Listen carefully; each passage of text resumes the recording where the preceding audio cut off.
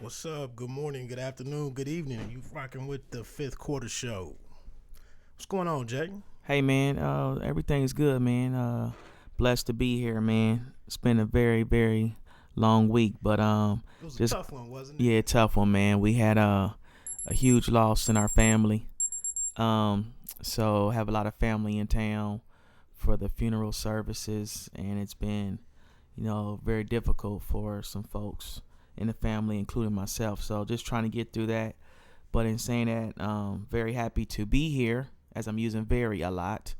I am happy to be here with you guys, and Great to just have you. just ready to talk some sports and entertainment. All right, well, our condolences go out to everybody affected by it and your family, and we're grateful for your time today. We try to get you out of here quickly. I am a little excited. There's a lot of stuff going on this week in a area of the sports world that I really love, which is boxing. Big fight tonight on network TV, which is a major change. Um, excuse me. Um, yeah, so we'll jump into boxing first. We also have some NFL. We have some NBA. We do have a little entertainment section. We'll wrap up with a little special piece. Try to be a little creative this week. Try to draw some people in with a little thought. We might extend it out into social media somehow. But later on to close out the show, we'll discuss our top in the theme of March Madness and number one seeds. We're going to take a look at naming our four top seeds of fictional coaches in a movie or a television show or even a TV series or a movie or whatever else there is. Yeah, man, I'm excited about that one. I'm looking forward to hearing who you chose. I had it under wraps, top secret and whatnot. So, yeah, I'm excited to get into that. Like I said, have a little bit of fun, maybe even get into a full on debate, depending on, because, I don't know your top four either. Yeah, it's gonna be interesting. So we'll get a top three. I mean, we'll get the three number one seeds, and then we'll give the number one seed overall. Again, that's going to be the your top four fictional coaches in a movie or a television show. So, and I'm being a bad host, man. I forgot we do have Chuck in the house again, working the boards, and we do have a bigger role for him in today's show. We'll get to that as we roll along. We have some updates for you, and some things to look out for going into next week. So what we're going to get into is a little bit of boxing talk, man. It's a big night tonight. We have Cincinnati's own Adrian Broner, AB, always balling, versus John the Gladiator Molina, a fight at 140. And it's going to be on NBC for a change starting at 9 o'clock Eastern. This is Broner's second fight back from the disappointing showing that he had against Chino Maidana, and he's trying to resurrect his career, but he has a tough customer in this John Molina. What you thinking about this one, man? I'm thinking that it's definitely a huge night for Mr. Broner. It's just a huge night for boxing in general. With it going back on network TV. I think boxing has kind of lost its luster when you compare it to the MMA scene. I mean, not in my eyes, but everybody's on this big craze MMA fan. So big up to boxing and Al Heyman for getting it on network TV. So let's see how that turns out. But as far as the fight, I think, like I said, it's a huge fight for Mr. Broner. As you mentioned, I mean, he had a couple lackluster performances after his defeat. I think he defeated Carlos Molina and Emmanuel Taylor in his last two fights. He didn't even come close to either outclassing either one of those guys. I mean, he won the fight, but he didn't look very sharp. So here we come today. He has John Molina Jr., correct? Right. And he's a rugged boxer. Has a very strong left hook, and if he catches Broner with that, I think he can knock him down.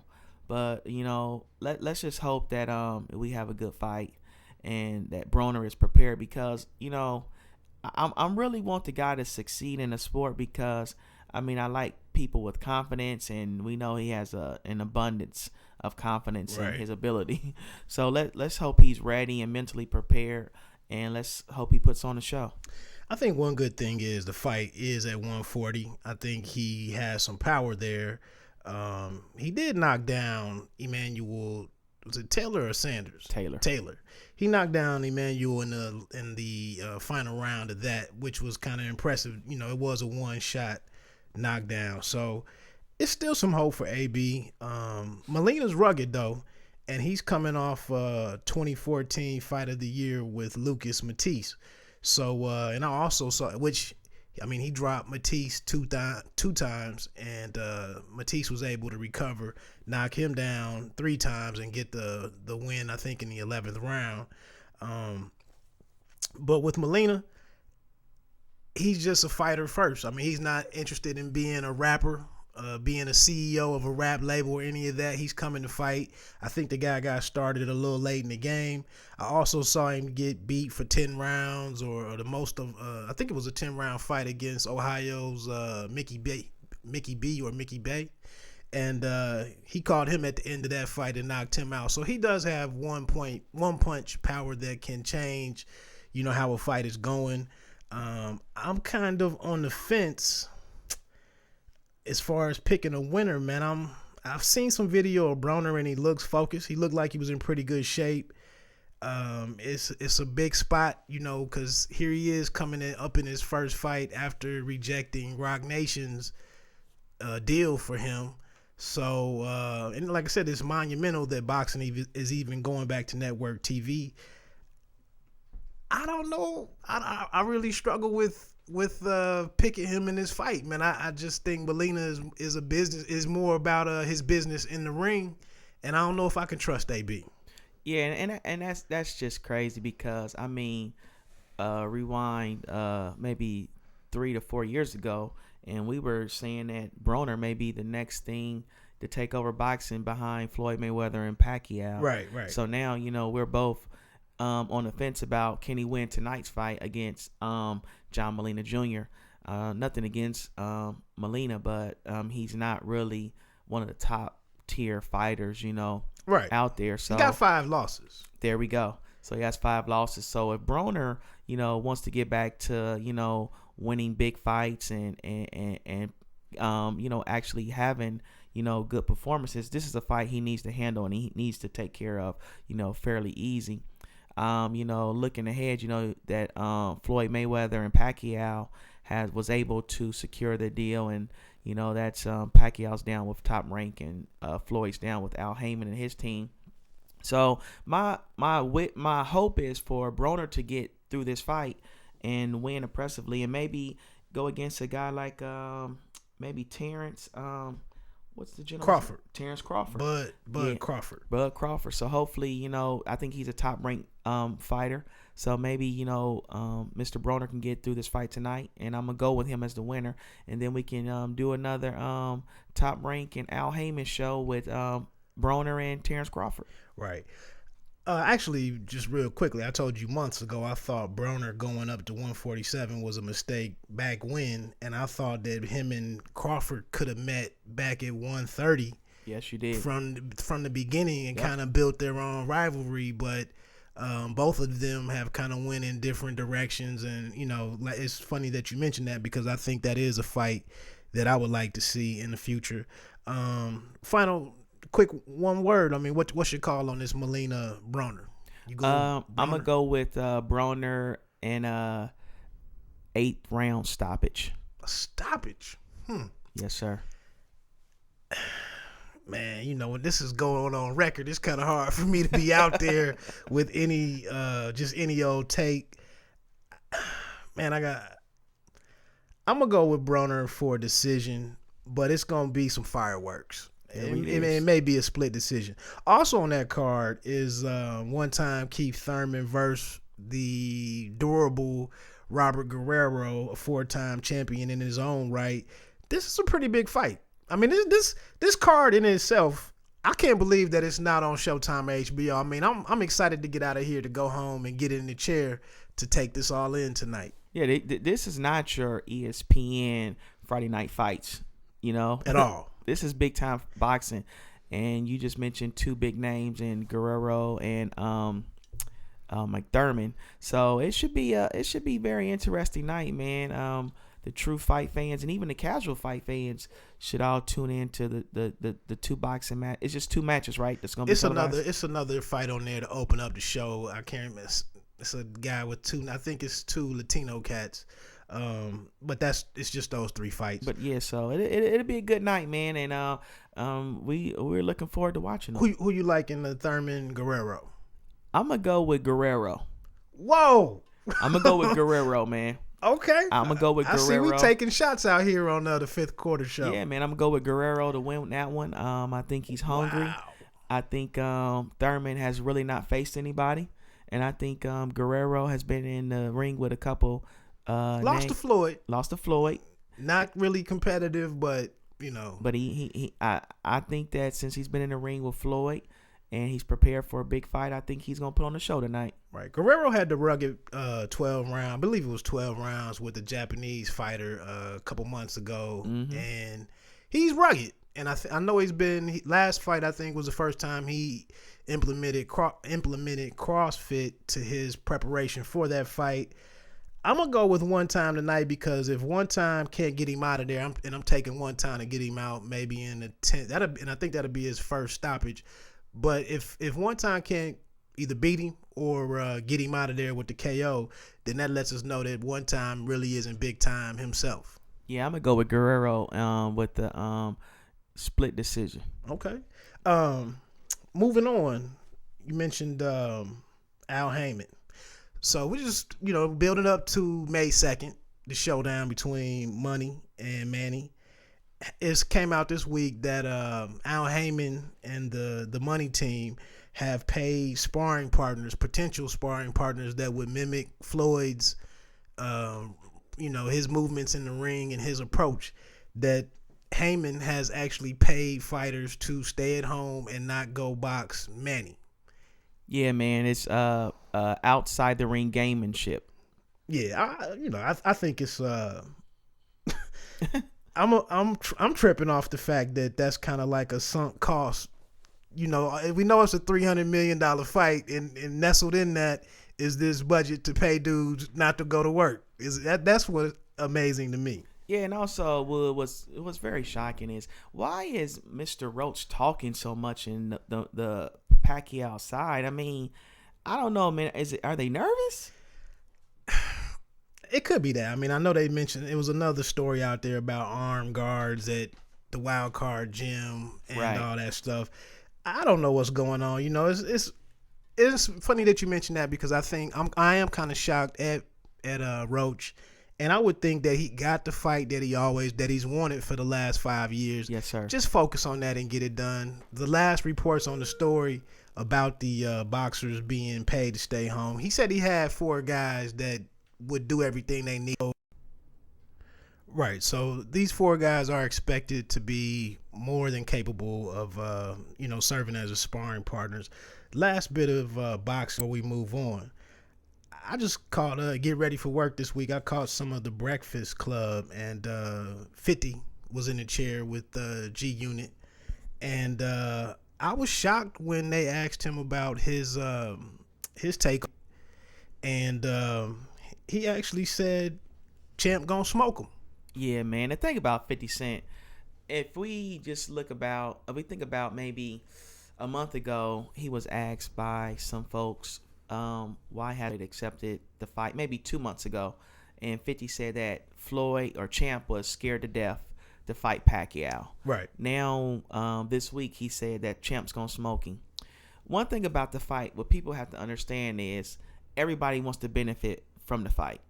It's the fighters, it's the hanger-ons, it's the paparazzi, it's the announcers, the media, everybody. It's fifth quarter guys. Right. We all want to. We all feeding off. We all want to feed off the fight, and for him to say he's gonna put like 1.6 million right on the Champ, it blows my mind, and it's just nothing but a way for 50 Cent to stay in the media. It's just for him to try to stay relevant and he wants to be a part of the show. I mean, we all want to be a part of the show.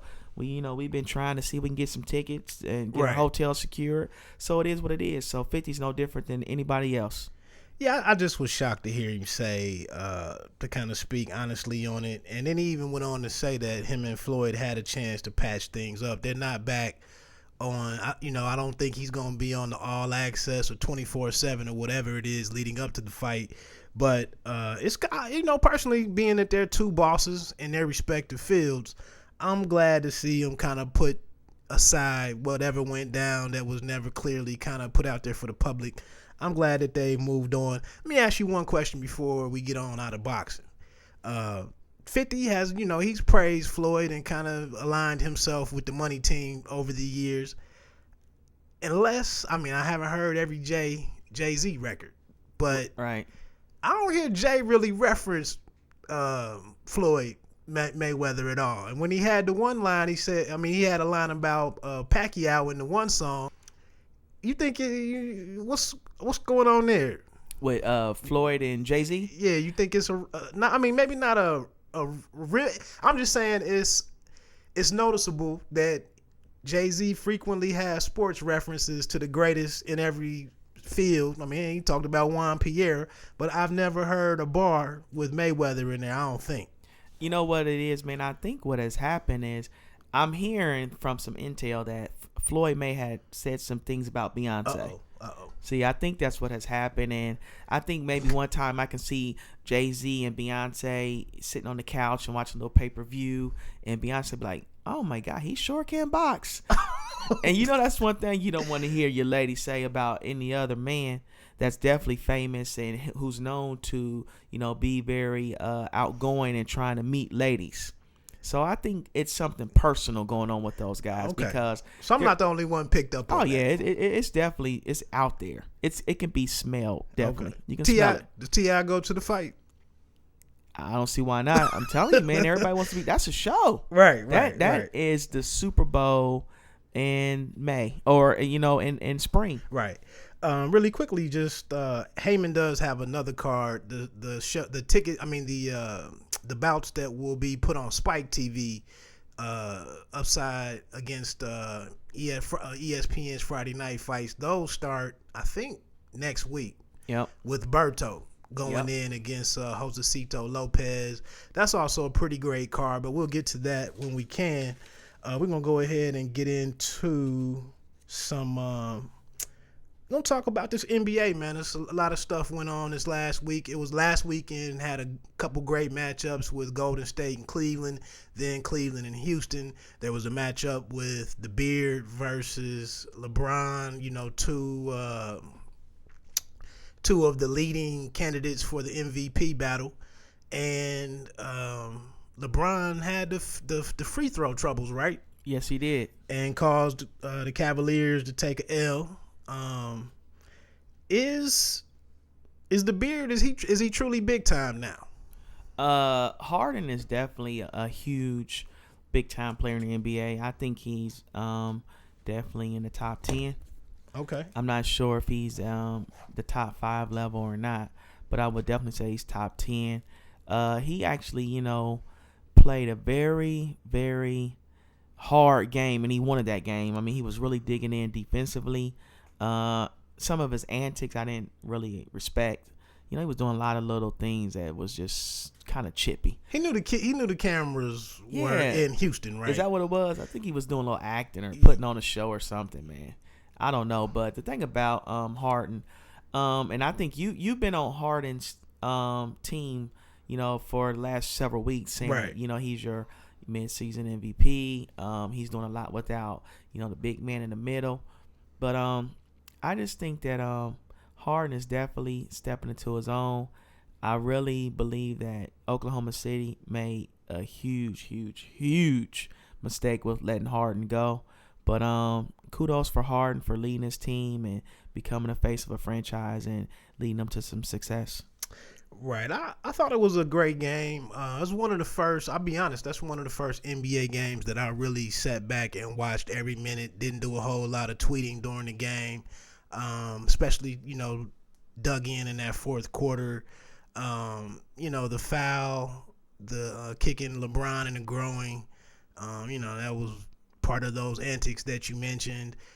I just thought it was, some of the Rocket greats were out there with Olajuwon and I think Calvin Murphy, I think is his name. Yes, sir. I saw those guys on the sidelines, and I think the city showed up to kind of, say that we're here. It is noteworthy that Harden is doing this without really a Robin. I believe D12 Dwight Howard is coming back. I don't know what kind of team chemistry can be achieved in the short time that they'll have to kind of gel going into the playoffs. But I'm kind of amazed at what Harden is doing with the current cast of guys that he has out there with him. One thing about me, and I'm always gonna say it's only a handful of players that can really bring the ball up the court, and that can go 90 feet with it as far as bringing the ball up the court, getting the team into whatever half court sets they have, and then also just go ahead and take that shot. I'm saying Iverson is one of those guys. Curry is that same guy, but he does it more with that jump shot. I don't know if I really like Harden in the playoffs night after night after night, dominating the ball the way that he did in that one game where it was successful. I think he's going to need somebody to take over some more of the ball handling for him to stay fresh. Yeah, you just hit the nail on the head. If they don't have play team ball when it comes to playoff time, and Harden gets a lot of fouls, right, goes to the free throw line a lot. He does. And when you get to playoff time, you don't get those same fouls. You don't. So, that 1-on-5 is not going to work. He's going to have to distribute the ball. And the thing about it is, hopefully Dwight Howard gets healthy. Is he going to be healthy this year? I thought I heard he was coming back. To be honest, I'm not. He's just not a guy that I keep up with. But I thought I heard in some of the talks this week that there is a chance. It is likely that he'll be back. Yeah, they're definitely going to need him to play huge ball. And it's just, I don't know, man. I would like to see Houston make some noise, and it'll be good for the city of Houston. Going back to the Hakeem Olajuwon days, and who's that? Clyde Drexler, and Eddie Johnson. Yep. And Mario Ely. Yeah, Ely. I forget about Ely. Ely had that great half-court game. He was clutch. So not to get off topic, but I think, like you said, that they need to find some other scores and in key phases, because who they're running with, Beverly at the point. Right. He's more like I don't know if he's ready for that big time, but one thing for sure we do know, he's gonna play good, tough defense. Right. And he's gonna be able to do the best to lock down his man. But I don't think they have enough to make a serious run towards the NBA Finals this year.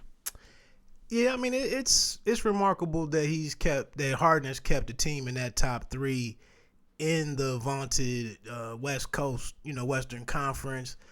But like I said, and now I don't think Beverly has to go over to the point and do the scoring or anything, but I just think Harden would be better suited if he can catch the ball on the wing and do some jab steps and get into his offense in other ways besides just dribbling.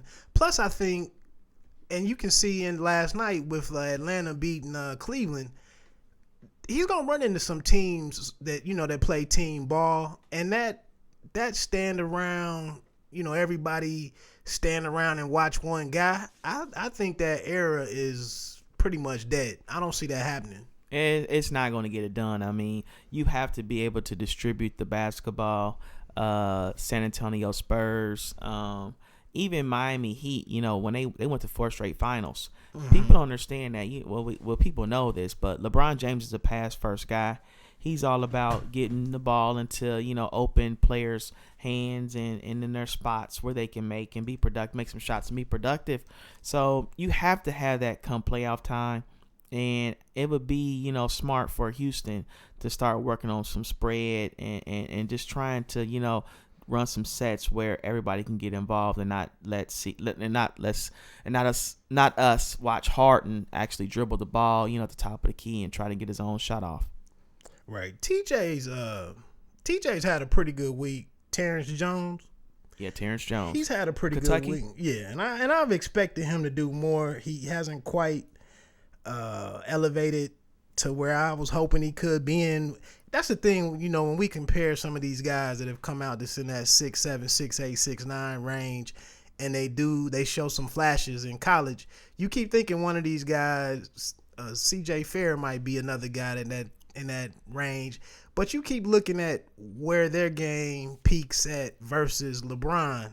Right. And TJ's another guy in there. He doesn't handle the ball a whole lot. He kind of slashes.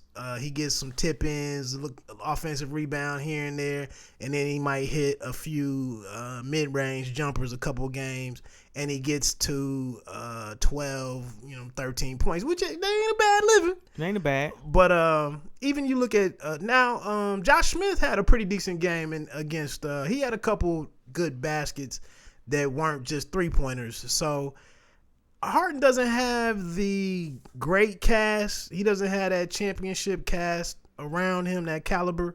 And, he will, it probably will come down to whether or not Dwight Howard comes back.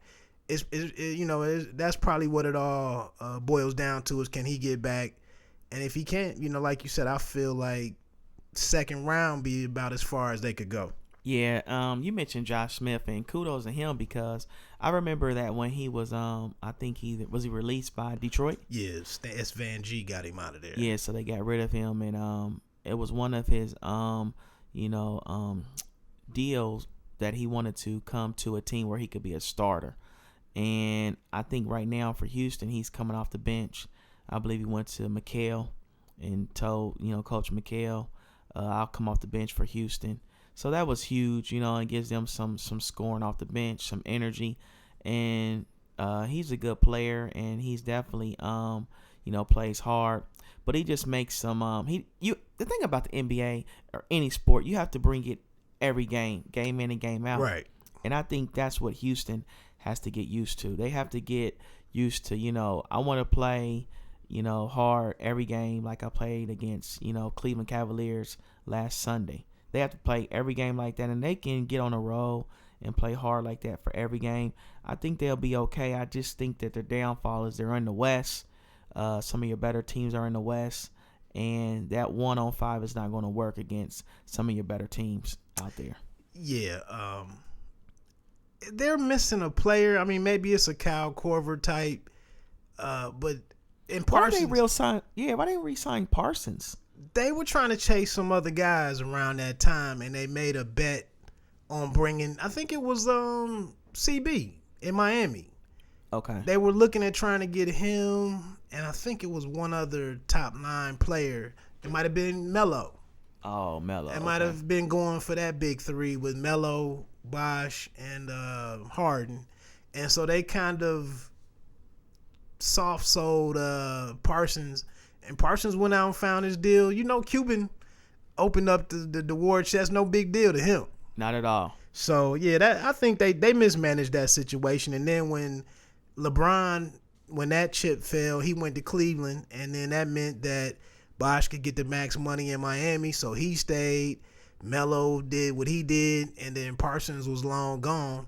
And they were just fortunate enough that Stan Van Gundy sent Josh Smith packing, and that they could pick him up to kind of bolster the roster just enough, to make it into that top 4. So, moving along, man. The only other real topic you can kind of take over here. The one thing that I noticed last night in that loss, LeBron came down and had a turnover. He had a lot of turnovers. I think he had 9 turnovers last night. And one of them was in a key stretch, maybe under that 2.5-2-minute mark. He came down and just threw the ball into the other team's hand. And just watching him throughout his years in the championship series, in the finals, and in the conference finals, he's had some. And then when you look at, you factor in the free throws that he missed last week, he seemed to have some bad moments in some of the bigger spots in games. It's kind of uncharacteristic of many other Hall of Fame guys. You think something is? I mean, has that caught your eye?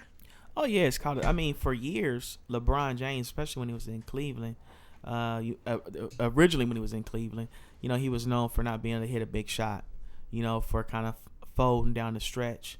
And then when he finally went to, Miami, they were questioning, could LeBron lead them in the fourth quarter? I guess the plan was for him to be the leader of the team quarters 1 through 3, and once the fourth quarter rolled around, they would go with Dwayne Wade as being the closer. And I think what had happened in Miami, Dwayne Wade was never healthy, and he was not able to, give his full 100% in some of those games. Right. So that really made LeBron have to become the ball handler and the leader and the one to make the key shot, or actually, find the open man to hit the key shot. So some of that, reputation of him not being a big time player down the stretch kind of like left him once he, made some, key moves, right. With Miami. But now that we're in Cleveland, LeBron is, to me, I don't want to say this, but he's playing too comfortable on the court. And he's making the That's game. a good point. He's making the game a lot harder than what it should be. I mean, he does some things where, he acts like he's been playing with these guys his whole life.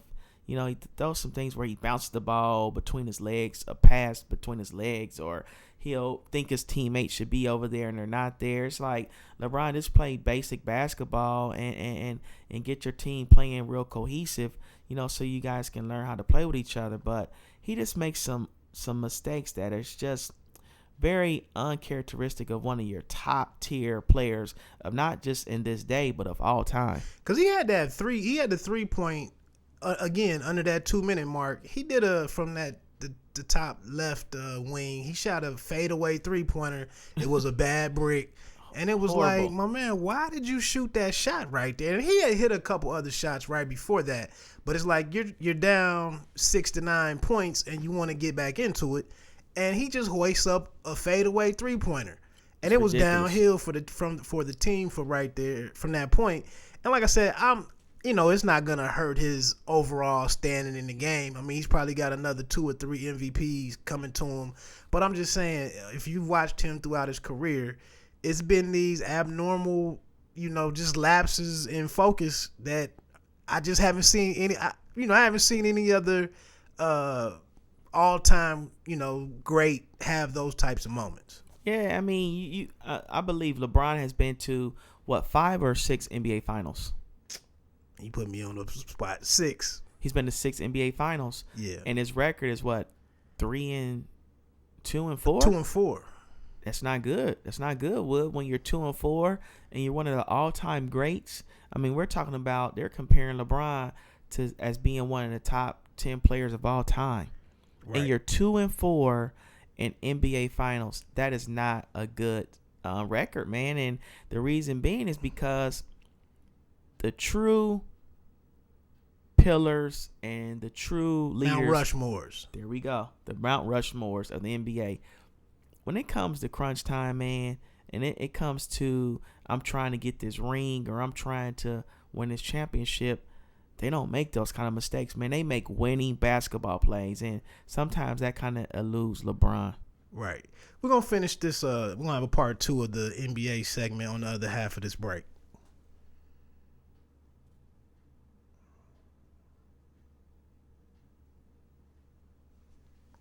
So, and I wanted to come back to NBA because I did have another question. Feel free to jump in with whatever you might. That's the only thing that we really had down. I don't have the premium channels right now, admittedly, on cable, man. So I didn't get a chance to see Kobe's Muse, his special on. Is it Showtime? It has to be Showtime. I thought it was Showtime. Yep. But I saw Magic was very proud of it. A lot of industry people and a lot of fans in general were just very complimentary of it. I did see the sit down with Bill Simmons and Jalen Rose, and I'm kind of interested to see it. But the one thing that says it all for me for Kobe, and he said he said some great things and was honest about some stuff on the Grantland program, and I thought that was excellent. So I could only imagine what he shares on the Muse special. But the one thing that's just forever gonna is gonna be an issue with me in terms of Kobe's all-time greatness, and I think he's been a killer, and he's been, I mean, one of the most polished scorers that there is. I just don't think he's had a lot of extra duties. He's never had to lead a team. But the one thing that's always gonna mar his career for me is the fact that he's never been a great teammate. I can't get over that. He's not a great teammate. The thing about it was, and he admits it. He said, I mean, even I heard in the TV series or the show on Showtime, sorry, he made a comment. I heard that he has never really went out to dinner with any teammates. See?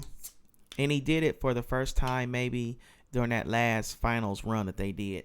I mean, he had already been in the NBA maybe 10-something years before he ever went out to dinner or did some kind of team, building project or with the, entire group. It kind of shocks me, man. I mean, I understand that, you're kind of a loner, and I understand that, this is a business and you're there to play ball. But that's your team. That's your team.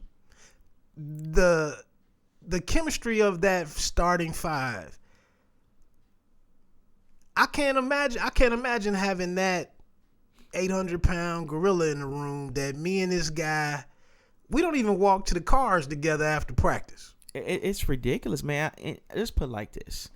Me and you, we consider ourselves a team. We have broke bread together. We have went places together and did some things together. As thousandaires. As outside of work. Right. And we just added a new member of our team last week. We even broke bread with him. First thing we did. So I don't know, man. I just don't understand, what Kobe's thinking is with that. I do understand that he has that killer instinct and he's ready to play and he's always there to, compete and play hard with his team. But if you're not a leader, how can you be the first one to say that, I have all these championships and I've done this, I've done that, but you haven't really led the men to the promised land. Exactly. So I don't know, man. We'll see. But like you said, I heard it was a good documentary, whatever we want to call it. But Kobe has never really been one of my favorite players for that reason. So I just hope he gets healthy. And is he coming back next year? He is gonna come back. Yeah, next year. He got like $24 million coming to him, so he's going to work. He's going to work. Exactly. So I think he should. I hope he gets healthy and does some things. But the thing about it, Kobe, it's just crazy how, he played all those years. He never really had any serious injuries. But I guess, man, after a certain time and so many, all that banging and run up and down the court, your body just breaks down on you, doesn't it? He made some very. He's an intelligent guy, and I love listening to him talk out, basketball and things in general. He's a very thoughtful guy, but he mentioned something about these big bodies doing these amazing things and putting all that torque and pressure and all, and we've talked about that before. But he spoke to that, and I thought that was kind of the goal in that sit down, was just hearing him speak on these different things, because we haven't seen a lot of his interviews. And one line that he said was that I saw was that he wasn't going to take the time to sit down and write a book. So that was the thing for him to do, was to go ahead and do that documentary. I'm going to check it out one way or the other. But like I said, the one thing, when I look at all the greats, the one thing, if I looked at it as, if my thought on Isaiah's career or Zeke would be that he was one of the best little big men until Iverson came along and did it totally differently. But the one thing that I would characterize him by was he was probably a guy that could have scored 24 or 25 a night, but he probably stayed down around 19 or 20 and just facilitated the team. And he led those men in being the bad boys. Exactly, man. It's crazy, man. And Kobe, that's just not his game. That's not his persona at all, man. Is he selfish? I think he is self-centered, and I think, but he may not be self-absorbed, maybe, but I think it's worked for him, and he's got his 5 rings. But like I said, the only guy that I've really seen him really show any type of bond with was probably D-Fish. That's it. Maybe some good, maybe some positive timeouts with moments with the pretty boy, the actor. Fox. Rick Fox. Maybe some level of mutual respect there, but he didn't, the way that he ran the youngster that they got, the big man that they had, who's gone now. Andrew. Oh yeah. I can't think of his last name, but he seemed to take his manhood from him. Andrew Bynum. He seemed to grate on who Andrew Bynum was as a young man. And he could have, I almost feel like in 5 or 7 years from now, because you saw the haircut that Bynum was rocking on the bench. Yes. Looking like Mr. Glass from Unbreakable. But I could see Bynum, them having a reunion, and Bynum being like Antoine Fisher at the door with the lady that took him in. You could have helped me. Exactly. You could have helped me be a better pro. Right. And it just seemed like he never encouraged that man and built him up. And it just seemed like his career just totally went off track as that experience of working with him on a daily basis. I say one other thing, and I looked into it and it didn't really support my point, but Pau Gasol looks like a free man. He's running around without something on his shoulders right now. Yep. But it didn't really, I thought I was going to be able to say that his average went up, but he's maybe like 1.5 or 1.8, points per game better than what he was the last couple years with the Lakers.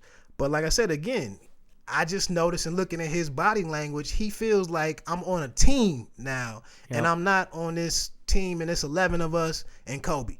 Yeah, it's just shocking, man. Kobe Bryant and his leadership skills or his teammate skills is lacking, man. And I don't care what anybody say. He has 5 championships, but when they were going to the finals, back with Shaq, it was because of the big man. It wasn't because of Kobe. I think if Kobe wasn't there and they had a decent starting 2, I think they still would have been winning championships. I believe that Shaquille O'Neal was in that zone for those 4 years, I believe. Yeah. Where they could do no wrong, man. I mean, he was probably, considered at that time the best big man of all time. I'm not saying he was the best big man of all time, but maybe being considered that. So, with Kobe and his antics and his teammates and not, being a great leader to them, because with Bynum, as you just mentioned, he could have maybe went on another run with Bynum and Gasol. Bynum had a little game. I mean, he was a guy, he could play with his back to the basket. He could shoot a little 8-foot, 10-foot jumper. Why did he beat that man down and chase him out of town like that? I'll never understand.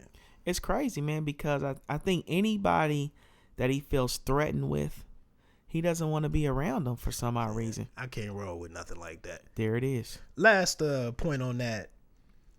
Some people are arguing about him getting the 24, 22 million. He hasn't worked much the last couple years. He can't really restructure. I don't think the NBA allows you to do that. Their CBA and whatnot. But now people are coming out. Me and you have talked about it before. If you don't take that max money and you take that $3 to $4 million less a year, and then it's over 4 or 5 years, that's $12, $18 million over the life of that contract that you gave up. I'm not a proponent or an advocate of not getting your money. You got to get the money, man. I mean, because ultimately you're playing the game, but you're also giving a service that you're not going to be able to do your whole life. So right. You need to make sure that you maximize, your income while you can, because one thing for sure, the owners, they always, look at the best interest for them also. Exactly. So, hey, you're a private contractor, and if you can, contract your services out to a certain team or anybody and get paid for it, well, you should get all you can get. That's just my motto. I mean, because that's how Michael Jeffrey Jordan just made his way into that billionaire club this week, right? Believe it, because he was making that sometimes $30 million a year. Yeah, those last 3 years he was well over 25. I know that last year was at right around 30 or 35 million. Yes, sir. I'm gonna just say that that's the way that it worked out at the time in his career, that Kobe was on those big money seasons. But I really don't. I'm not gonna sit here and say that he should have taken less money to bring in. I think what he needed to do was be a better teammate. Yep. Now, the fact that he couldn't bring Melo, to the Lakers and have a real shot of the Lakers landing Melo, like I said, again, that speaks to the fact that it's some interpersonal skills there, that something, it's just not a guy that you want to go and voluntarily be, align yourself with for an extended period of time. Yeah, man. I mean, when they were shopping and trying to get some of those big name free agents, they're pleading with Kobe Bryant. Okay, Kobe, can you please come to a meeting? We have so-and-so coming to town, and we want you to be involved with the meeting. I mean, Kobe Bryant, he doesn't show up for the meeting, or he says he received the wrong location, he went to another destination, or he comes in flip-flops and shorts. I mean, he's just, I don't know, man. I don't want to keep, dogging out the guy. And I'm not dogging him out. I'm just giving my opinion on, how I feel about him, being a teammate and a leader of a team, because it's unprecedented. The thing about it is, I think that you should always try your best when you do anything in life to leave a situation better than it was before when you got there. And right now, if Kobe Bryant leads the LA Lakers tonight, they're in shambles, man. The Clarkson kid had a that's some saving graces, the Clarkson kid. But the Clarkson kid had a career high last night. I want to say he had 26 or something, but I've never even heard of him in college. So thank you. I mean, that's a testament to the level to that group of guys that they have. I haven't seen that, but like one other time before Kobe came there, or maybe when Sabalos was there, they had a couple years where it was a rough patch there. We can move on, man. Any other NBA note, anything jump out to you? I mean, I will say Russell Westbrook has had a historic week, of averaging over that. I think last night he had 47, 49 or something. So yep. He may have pushed that. He was averaging 37, 13, and 10 over the triple doubles spree that he went on. I don't even know where he smashed. Now Jordan had, I think, 7 triple doubles in a row. Yeah. And I don't know if he's gonna get to that 7. He didn't get the triple double last night, right? Nope. He did not get it. So he won't threaten that. But he's shorter than Jordan. He doesn't have the same, build as Jordan. I'm shocked at these rebounds, the rebounds. And then, being 8 points higher than Jordan over this type of run, I don't even know where to categorize Russ. The thing about it is, man, you've been on Russ for, several weeks, and you believe that, he should be definitely in the MVP discussion and possibly, leading, the race. And the more and more I watch him play, he's almost up there. When you're right, you're right. It is what it is. But I think you said something that was special earlier today. The thing about Russell Westbrook and what people don't understand is Russell Westbrook can play tight defense. Yeah. And he can, lock his man down. His man will shoot the ball, okay? His man will shoot the ball that he's defending. Russell Westbrook will chase down the rebound. Right. He'll dribble the ball down the court with his right or left hand. It doesn't matter either way. And he will finish with the opposite hand. Right. That's unheard of. Only a few players in the history of the NBA can do that. So that's how special Russell Westbrook is. So I think you mentioned that with I forget, who were you just talking about? AI, Allen Iverson. Kobe Bryant can do stuff like that. But the way that Russell Westbrook does it is just amazing. And the thing about it, what people understand is he's only 6'2", 6'3". Right. He's not your 6'7", 6'8", 6'9" guy like your LeBron. So D Rose was there for a couple of years. He was there, before man. The injury. He was another guy. He could do it, man, and it's just they got the guy that you just mentioned, Rose. They're in Westbrook. They're so explosive, and Russell Westbrook has had some very serious injuries. Yeah, and hasn't slowed down a lick. And the thing, he has to his work and his preparation that he puts in for the game, man, must be off the chart. It must be that, this guy's always, practicing and trying to prepare and get better at his craft. And I'm just happy for the kid. And also, I hope that Kevin Durant can come back. And he isn't back yet, is he? No. Hope he can come back. And he did shoot around the other night and looked pretty decent, but no word on his return yet. So let me ask you a question. When he comes back, though, how do you run a team? Do you defer to Durant, or do you still continue to let Westbrook get up 25, 30 shots a game? Yeah, I think they're gonna have to figure that out on the go. But I think if they match up, I think they're gonna get low enough to where they won't play Golden State first. They're just gonna have to figure it out, and that's why honestly, I can't go with them to go all the way because other teams are going to be more comfortable. Golden State put a good whipping on Dallas last night. They did. So, nobody's going to want to run into OKC in that first round, obviously. Nope. But get going far, I just don't, it's kind of unprecedented that a team that's just gelling or people that have missed all that time from key players, it's just not. It's rare that they beat teams that have been a solid unit. But I mean, if it was Houston and OKC, I'm probably going with OKC. Right. So, it'll be they'll have to figure that out on the go. Yeah. And let me ask you this question also, not to get off the subject, but NBA basketball in July. I'm hearing that they're talking about extending the season.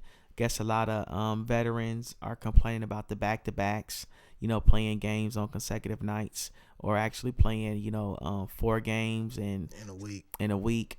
So how do you feel about that? Do you think you want to extend the season to July? I guess it'll still be an 82-game season, but they'll get, a little bit, more breaks. They've been tinkering with this all year. Let's play 44 minutes or 46 minutes. Let's do this, let's do that. Silver, that'll be something that Silver has to do because he's kind of inherited a well-oiled machine. Yes, he has. And the only thing he had to do was come out and be the people's champ with getting rid of Donald Sterling, and that's been it. But I'm sure they'll do whatever testing or test scenarios that they can. I don't think it'll be that bad. To stretch it out a little bit. I mean, because nobody really gets into the NBA really until after the All-Star break anyway, and then it's even a few weeks after that. But then, and this year could be threatened where March Madness may not be that great. We don't know. Right. But when you have a great March Madness, then you can stretch out the playoffs. I mean, you can stretch out the season a little bit and it not be that big of a difference. Yeah. How about the baseball guys? Will they get upset that, because July is a big baseball month, right? Yeah, He said, but yeah. but they're trying to shuffle around what they want to do. Exactly. So I think everybody might need to take, because what's that dead period of the year where there's nothing? It's only like one sport going on. Probably. I think it's before hockey starts, and it's just like baseball and August? NASCAR or something in there. It would have to be August, right? So everybody have to make some adjustments. I mean, the sports calendar is what it is, and they can do whatever. But the NBA, I mean, I think it could be okay. Yeah, Popovich said if they extend the season to July, he's done. He's not doing any more coaching in July. He think that it's enough. We play to June. If you make it to the finals, and that should be it. That should be the end of the season. Pop. Speaking of Pop, Craig Sager was back this week from his battle with leukemia. The sport coat king. So it was great to see him. He was actually at the Chicago OKC game. Speaking of that, didn't we see a McDermott sighting? Yes, we did. He came out and got like 16 points or something. So, or that may have been the second game. But anyway, I'm just, that was one face that it was great to see, him getting involved. So yeah, I mean, and the thing about it, this was supposed to be a good, draft class too, coming into the NBA, and they're really not making a lot of noise. I don't know why. I was gonna mention it. I'm done with the NBA. If you want to move, whenever you're ready to move whatever. on. But you mentioning that what's the kid from Kentucky, James Young? That came from the left-hander. Where is he? It's and I thought he had an NBA basketball game. Where is he? It's another one. Smart's doing okay in Boston, but it was another one that came out. I didn't get a chance. What's Gary Harris doing? That's the other one. Gary Harris. I was in the parking lot. Man, Jay, he got an NBA body. Right. I haven't heard his name in months. So, yeah, man, some of these guys. I mean, if you look at if Harris, Kentucky obviously doesn't need James. But what if Gary Harris was back there with Trice and these boys and Dawson coming back? I mean, they can't even get in the top 25 right now. Yes, so sir. Gary Harris, again, and he may be around 6 or 7 points a game and whatnot. But I'm just saying. But 6 or 7 points a game. Yeah, this was supposed to be that deep draft, and it looks like it fell a little flat. Yeah, man, it's like I don't know. Only thing I've been hearing about is a lot of international players. That's all we hear about, coming on the scene and making a huge impact. I know we said we're about to be done with our basketball NBA segment, but it's something to think about, man. We really need to get these players developed and accustomed more to playing, in an NBA game, because right now they're just not. They don't have a good grasp of what it takes to come in and contribute right away. Yeah, it's we watch that summer league and we see some good, but you're playing against other first and second year players. It's just such a tough decision, and as we kind of transition, so I don't know, it's tough. I know these guys, you go in there and you've wanted to get to the league for the past 8-10 years of your life. That opportunity is there. People are asking for you. And, you get drafted and you get suited up and you go in there and it doesn't work out like you intended. My last comment, man. Kobe Bryant made one comment during his Muse documentary. Mm-hmm. He said that he thought he had an advantage when he came into the NBA straight out of high school because he didn't have anything else to focus on but basketball, because he was not married. He didn't have any kids. So his whole life, he said, was basketball. He would concentrate basketball at least for, at least for 15 hours a day, get some sleep basketball, and be right back at it. Are these guys not preparing themselves like your Kobe Bryants or some of your other greats when they come into the NBA to be, come in and actually contribute to an NBA team? Now, look, I told you at one of the casinos, as I was making my runs down there this past year, not a rookie, but a first 2 or 3 year guy. I don't even live near that. I'm an hour away from there, but the 3 times that I was there, in one stretch, this dude was there. See what I'm saying? And now he's lost his starting job on his NBA team. And I'm not saying that's the correlation between that, but I'm just saying I know that gentleman did not spend 5 or 8 or 10 hours preparing in basketball that day. If you here in the casino at 2 a.m, you can't, because you can't get up the next day to be where you need to be. You can't. So I'm seeing this guy. I just don't think a lot of the guys. I don't think everybody is focused like that. And that's why, that's part of the reason why Kobe has had the success he has, and why some of these other guys are toiling in these at the bottom of these rosters. There it is. So we'll take our second break.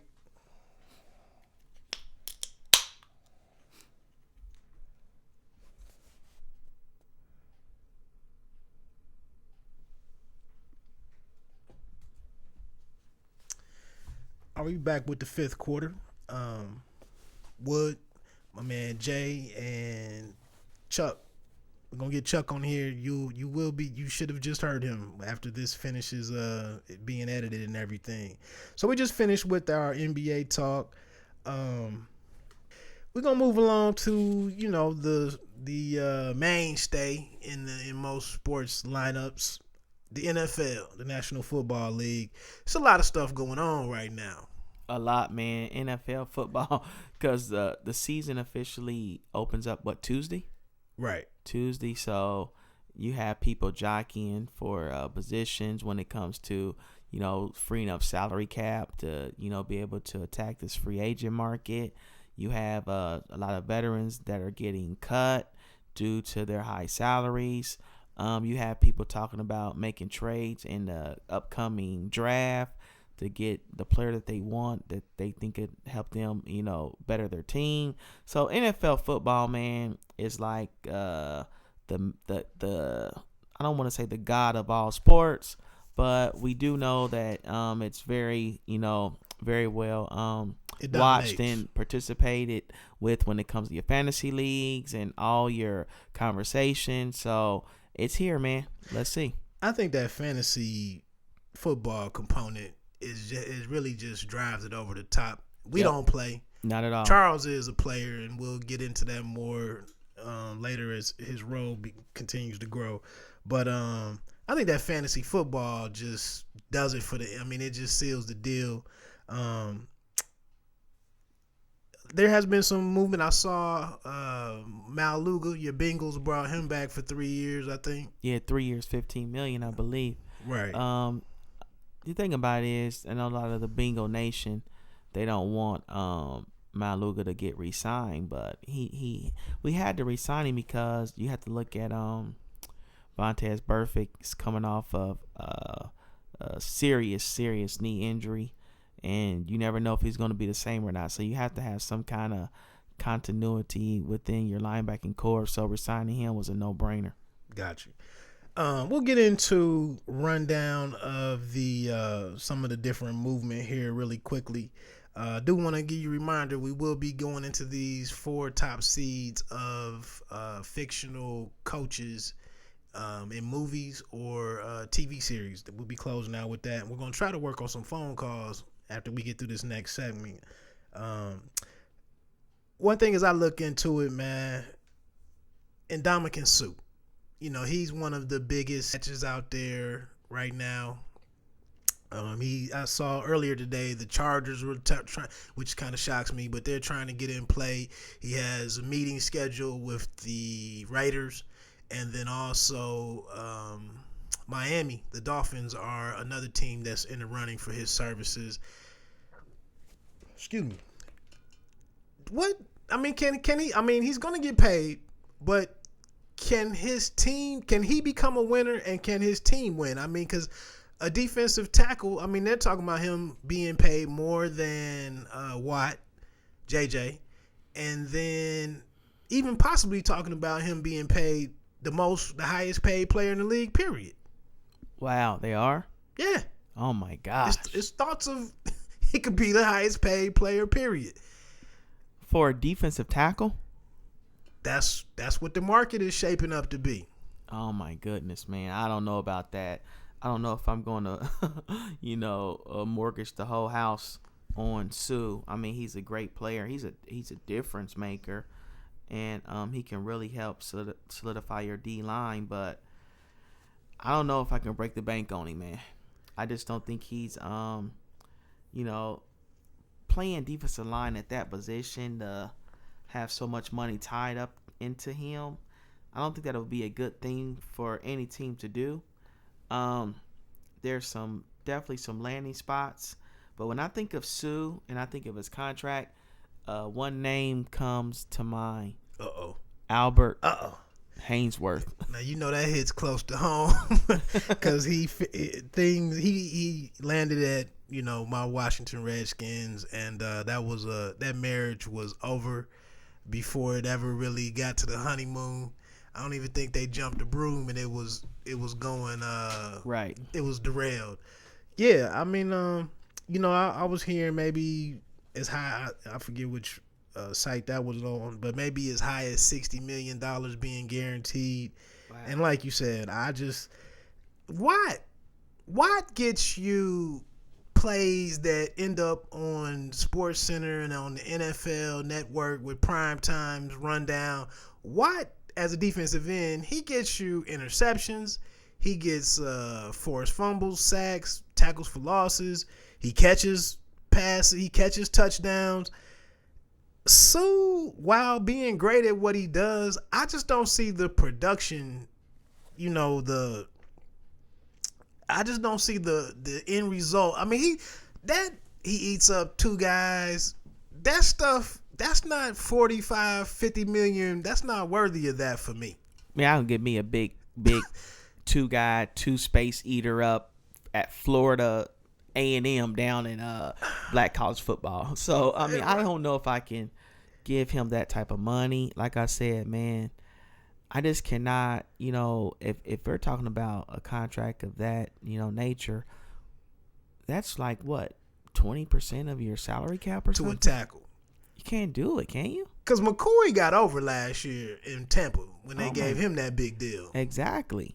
But then I don't want to be, talking about the players should get all they want because, like I said, they only play a game for a short time, so they should be compensated well. But put it like this, I just don't want him on my team making all that kind of money.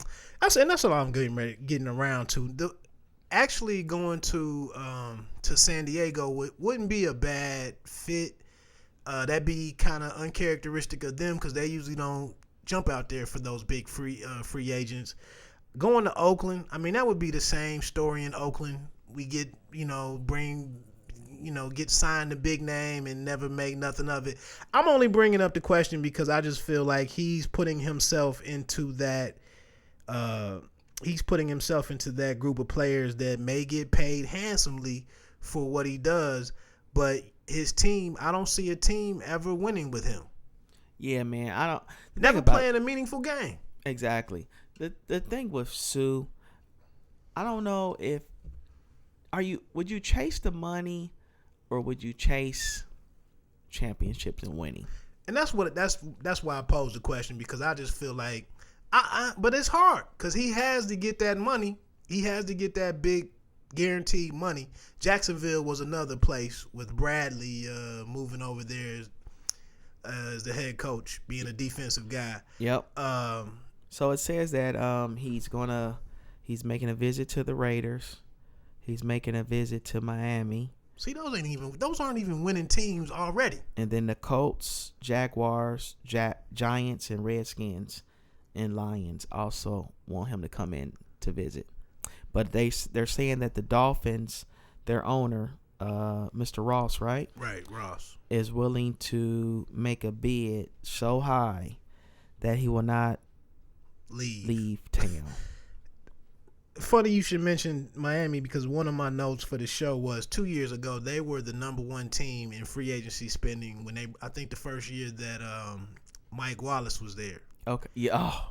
And they still, even after being number one in spending for free agents, they still haven't been above 500. Exactly. So it's just a non-story for me. I mean, wherever Sue goes, I'm very cautious. I'm hoping that Snyder doesn't get Hainsworth. I don't think the situation would be that bad this time around if he goes, but I just think we have other needs. And we don't really need to. I'd rather bring Will Fork in, to be honest. I mean, we may not get. We'll say. give me big Will Fork. You a discount? Yeah, give me Will Fork. Moving along. That's funny to me. We might circle back around to Indomitian. Has Revis really won? Has he really beat the game in his the way that he's handled his career? Several uniforms in his closet already, but I mean, he's had a $96 million deal. I mean, I can't remember other than him being drafted. It seems like he's been in contract talks every year since he's been in the league. Yeah, I don't want to compare the two, but is Revis like the modern day Deion Sanders? Just like going from team to team. Mercenary. Yeah, just going from team to team and helping teams. Well, I guess Deion was helping the teams win championships, though, right? Right. Because 49ers, he won with them and he won with Dallas. Of course, Revis just won this year with the Patriots. I don't know, man. The thing about the cornerback position, it just commands so much money. You have to pay them so well. And Revis really did a lot for himself this year. Right. He had a great season. He was, matched up with a lot of the top wide receivers, and I saw some stats where, he handled himself pretty well. What's Revis's age? Does anybody know? We can get Charles on that. I believe he's still under 30. Oh, so he's still in the prime of his career. So, I would say he's 28 or 29. Yeah. So, in saying that, I think Revis, so he's not going to go back with the Patriots? It's a chance, but I think from what I saw, it could be like a $25 million cap hit. 29. So, yeah, he's still pretty young. I don't know, man. Knowing the Patriots, they're going to cut him because he doesn't fit the business model. They're not going to pay him that type of money. So, especially, with the young guy who made that huge interception for them. Malcolm. Yeah, they're going to, go with the younger guys, and Revis will be back on the market. And there's another player I hope my team does not, try to sign, because it's just too much money against, your salary cap to where you can't, make any moves in trying to keep some of your younger homegrown talent. Right.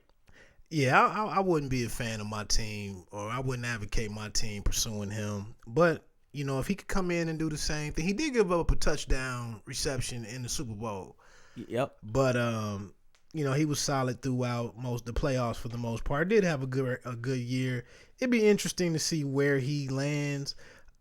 One thing that baffles me, and Marshall moved on from Chicago, but why are the Bears? Why are they so committed to Jay Cutler? I don't know. Nothing is gonna change. Nothing. I mean, you can't get over what I mean. It's been an ugly situation there the last couple years. It's not gonna be pretty this year. He's terrible with the media. John Fox is coming in. They just sent Brandon Marshall to the Jets. Maybe they're gonna focus on Alshon now. I'm hearing that maybe next week there could be a move where they part ways. I believe it's like 18 or 19, $20 million if he's on the team next week. Next year's money comes into play where they'll be on the hook for that too. So I think in the next 7, 8, or 9 days they need to make a decision. But I'm dumbfounded that it's gone on this long. I mean, Vince Young wishes he could have got this type of that they moved this as slowly with him and several other guys. But I just don't understand why they just don't put this to bed. Yeah, man. And I remember when, they actually signed him to that huge contract. I know we were going back and forth, you and I, talking about it like, oh my, why would they even give him that kind of money from the first place? I mean, the guy has never been a winner. As you mentioned, he's not the best of teammates. He just looks like never displayed any leadership. None. And it looks like he doesn't take the game seriously, because if you watch Cutler play, his mechanics are horrible, man. Terrible. He throws off his, back foot, and he doesn't follow through. He throws in double coverage. He's out there, playing ball like he's Vanderbilt playing against Kentucky. Right. It's ridiculous, man. And the guy has all the tools, though. Right. He has all the tools. He can definitely be a winner in the NFL, but he just doesn't take the game seriously enough for some odd reason. He's had a good running back. The line has been stable for him. Everything was there for him, and it just seems like every year. I mean, they brought Mike Martz in there, who did big things with Kurt Warner. Tressman was brought in to be this quarterback whisperer. That didn't help. He lost his job. I just think that ship has sailed, and I'm just baffled that they continue to think that they can continue to make personnel decisions and not address one that's kind of done. Yeah, and the thing about Chicago is a sports town. Sports town. I'm telling you, it's just they're fanatics. Probably one of the top 3, right? I would think so. Right. I would think so, hands down. And for them to, those fans to be subject to that type of performance from their franchise quarterback, the quarterback that's being paid like a franchise player, is just ridiculous. It's costing coaches their job. It's costing coordinators their job, and the one person who is not costing a job or a payday is still there in Cutler, and he has been there too long. He needs to be humbled.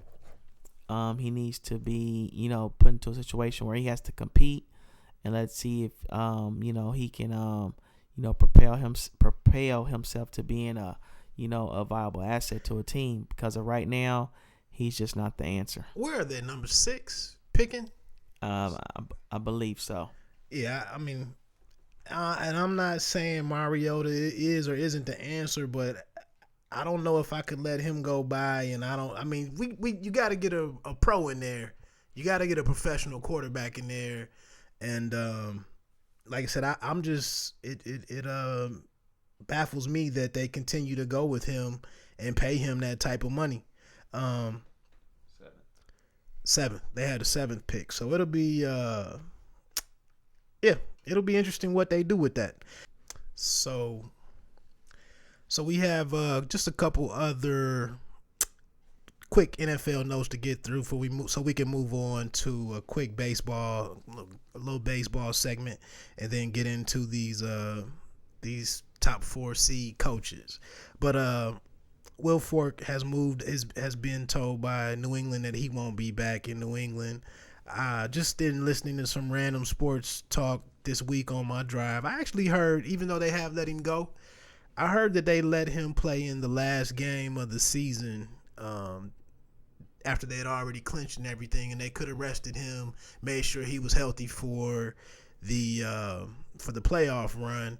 But they actually played him in that last game, and he was able to hit a threshold as far as percentage of plays played, and he was able to take home like an extra 1.2 or 3 million. Huge bonus. Right, a big bonus. So I mean that's kind of a fair thing to do. It's kind of something that a team doesn't have to do and doesn't make the news, but I thought that was kind of interesting, even though, like I said, they have parted ways and he's on the market now. Reggie Wayne is out in Indy after, I want to say 14 seasons. Yeah. And it's amazing that he's leaving the team as second in receiving. That just lets you know how Marvin Harrison was balling out. He was a monster. But so those two are two of the bigger names. But it's been a lot of veterans moving. Anything jumping out to you? Beast Mode re-signed for 3 years back with the Seahawks. And if things go, depending on what happened or how it plays out with Adrian Peterson, he could be the top paid guy in the NFL running back.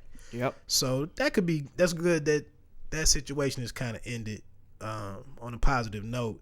Anything else that you care, man? You guys in Cincinnati are kind of set. No, we're not set, man, because we have Dalton still running the show. I don't know show. if we can fix that now. We can't. Not at least this year. But yeah, like you mentioned, Vince Wilfork is was released by the Patriots, and I just want to see what'll happen with the guys like a Vince Wilfork or a Reggie Wayne. Will they continue to play? I heard Reggie wants to come back. He's strongly considering doing one more year for a contender. for a contender. So, and even Vince, if they are willing to come back and be more on a reserve role, maybe Reggie Wayne being a number 3 or number 4 receiver, he definitely can contribute to a team because he's one of the true pros of the NFL where he keeps his body in shape. Right. He works hard. He doesn't, say a lot, but he's always there and willing to give his all and go 100%. So as a number 3 or number 4 receiver, I think he would be a huge pickup for a contending team. Vince Wilfork, one thing in any sports, you can't teach size, you Right. can't teach speed.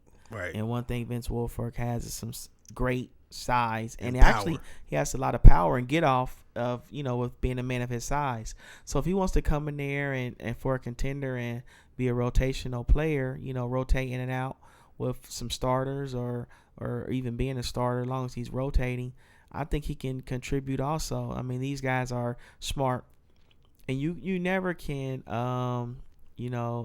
put a price tag on experience and professionalism. And those two guys are, two huge pros. So I'd like to see them continue to play. And I think Wood hit it on the head. I mean, I was kind of laughing. But if they want to come in at the right price, I would take them on my Bengals, for the right price, because we do need D-line help. Right. And we do need some playmakers. Because as you can see in our in our playoff loss to the Colts, Boom Herring ripped us apart running the ball, and we didn't have any playmakers to throw to. We had to move a running back to a slot receiver, so we definitely need some weapons. Okay. But I just look forward to see some of the landing spots for some of these veteran free agents, like your Reggie Bushes. Okay. See if he's able to catch on with a team. A guy that really intrigues me is Baltimore Ravens. I think they let go McPhee. He's a pass rusher. Okay. And I think he would be a good asset for a team that's looking for somebody to come in and rush the quarterback. They might not even bring back Forsett, right? It's a possibility. He could be moving on. Right. Just really quickly, Irsay doesn't mind saying goodbye. No. Irsay doesn't have a problem saying goodbye to pillars of the team. Not at all. Locker room mainstays. Not at all, man, because that Andrew Luck, man, is a monster, man. I just think that if he can get, I always tell people, man, Russell Wilson threw 4 interceptions in the NFC Championship game, and they still won. It's all about your situation, man. You cannot put Andrew Luck with a team that actually has some weapons, man. So hopefully he's clearing up some space to get Andrew Luck some help, because he just needs some help, man. And if he gets any kind of, he's throwing like Kobe Fleener. Yeah. I mean, come on, man. That's not gonna get it done in the NFL and making a serious run. So if he can get him some weapons, I think the Colts can seriously, be considered contenders. You shocked Richardson still has a job? He needs to get cut like yesterday. Yeah, I'm surprised that shoe hasn't fallen yet or hasn't fell yet. He must don't have like any roster bonuses or anything. His contract. There's no money out there that's due next week. Yeah, exactly. I don't know. I'm gonna wait and get on to my NFL stuff next week. I do see a bunch of names out there. It was rumors of Andre Johnson moving on, and I thought about, would I rather have Johnson versus Pierre in Washington? But I don't really know what Johnson brings to the table at this point. I mean, I didn't hear his name a lot last year. He definitely wasn't dominant or anything. So we'll see what happens with that. Like I said, I think this week is when we'll see some big moves go on. I'm just gonna watch to see if there's any draft shuffling. We'll see what Chip Kelly. One thing with Chip Kelly making these Belichick type moves, your postseason runs got to come. Definitely. You just can't keep making moves and there's no benefit or improvement in the situation from it. You got anything else in the NFL, man? Not at all, man. I like you said, man. We just want to see how the chips fall with some of these big name free agents. The season opens up on NFL season opens up on Tuesday, and it'll be a lot of money that'll be spread around to some very deserving individuals. And like I said, for me, I just feel like teams are really built through the draft. And so this season, while it's great to go out here and buy one of these new toys and insert them in your lineup and see whatever, like I said, the teams that go and do that, they normally don't finish above 500. I know Trotter, one I forgot his name now, but one of the reporters was on the show yesterday, and that's what his stat was. He was on Rosillo and SVP, and just said that most of these teams that are big spenders, that the payoff just isn't there. So I'm really more focused on what goes on with this draft. We got a new guy, McLuhan, in Washington. I just want to see how he operates or manages this draft, and I'll get my fun and my NFL out of that process. Yeah, that's what it's about, man. You know, getting your guys, drafting them, coaching them up, and letting them learn the system, and hopefully they can contribute for you, you know, down the road. Get that production out of them at that nice cost. You know what I'm saying? Yes, on sir. That first deal. Yes, so, sir. It looks like that brings us through everything for sports this week. We're gonna get into a little entertainment section, which is kind of our. We're actually just gonna take a break then.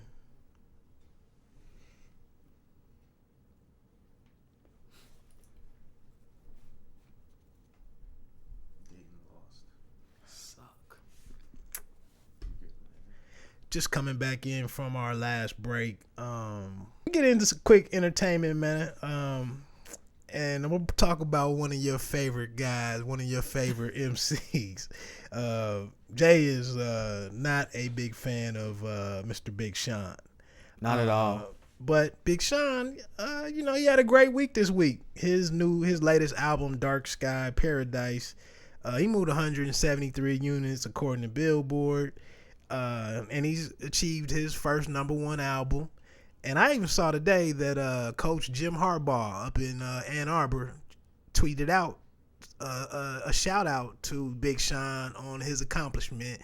We could talk about whether or not that's just kind of a ploy to, bring in some new recruits to show I'm hip to what's going on. But Big Sean is a Detroit resident and one of the representatives of the the city in the music world.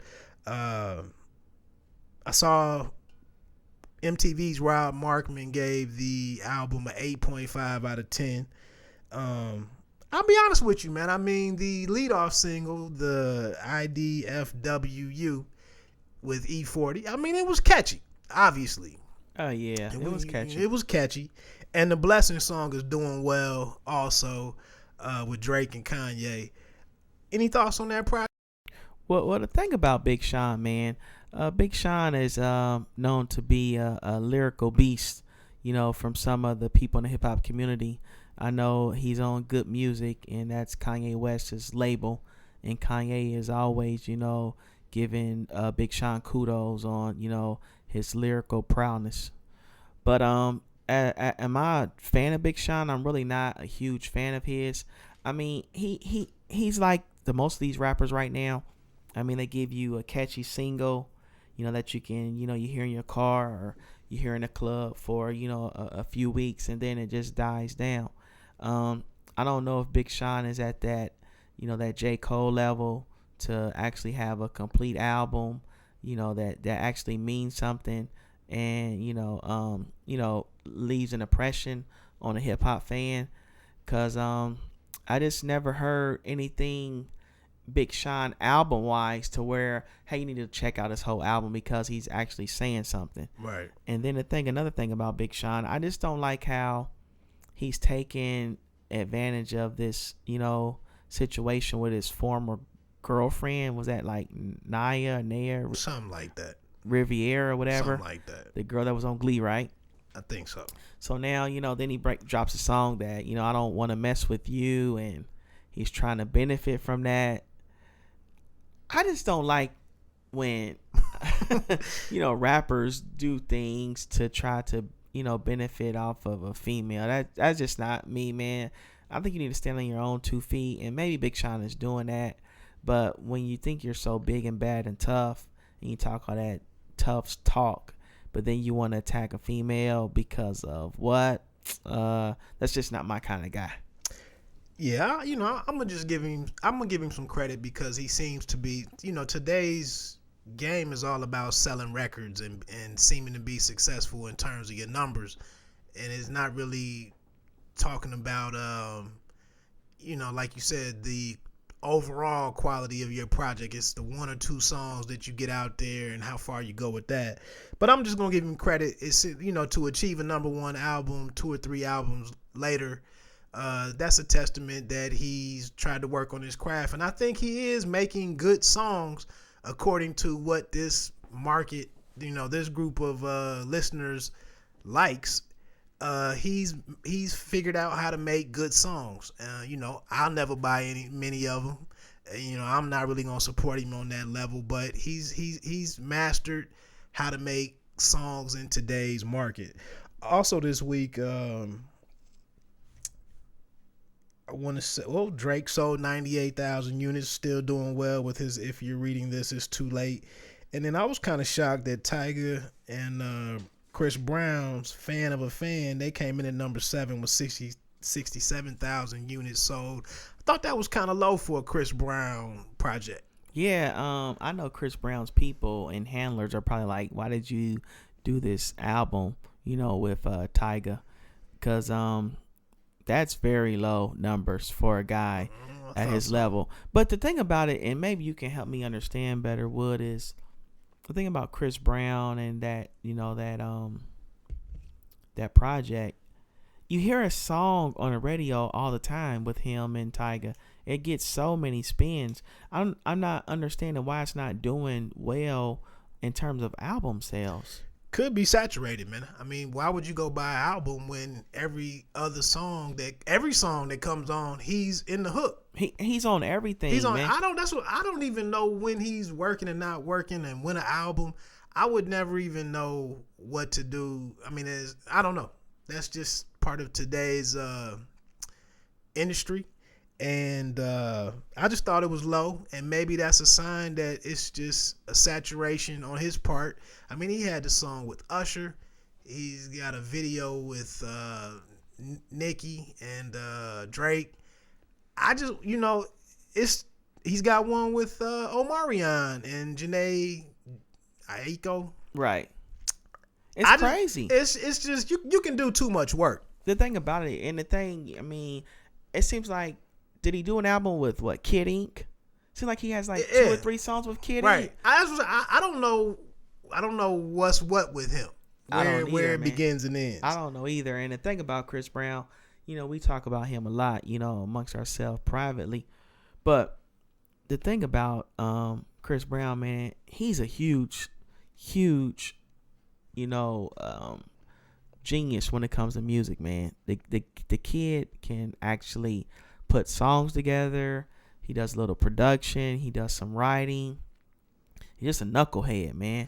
Yeah, he's a knucklehead that he just needs to get it together. I really believe, when these artists, become superstars at such a young age, it affects them, man.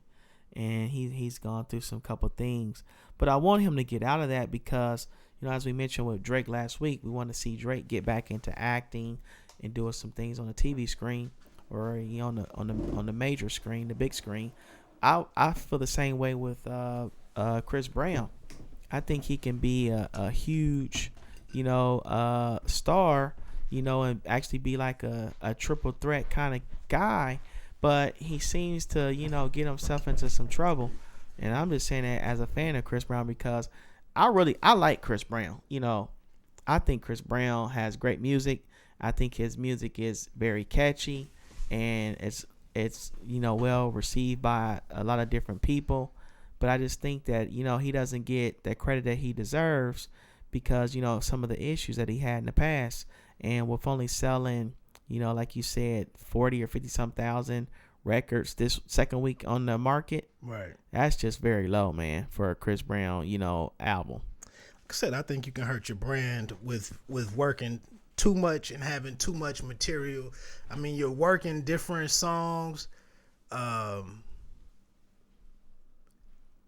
just seems like he's stepping over. He's stepping on. You're not letting this run. So, he's better at it than I am. I would think that they would pull back and maybe, sometimes less is really more.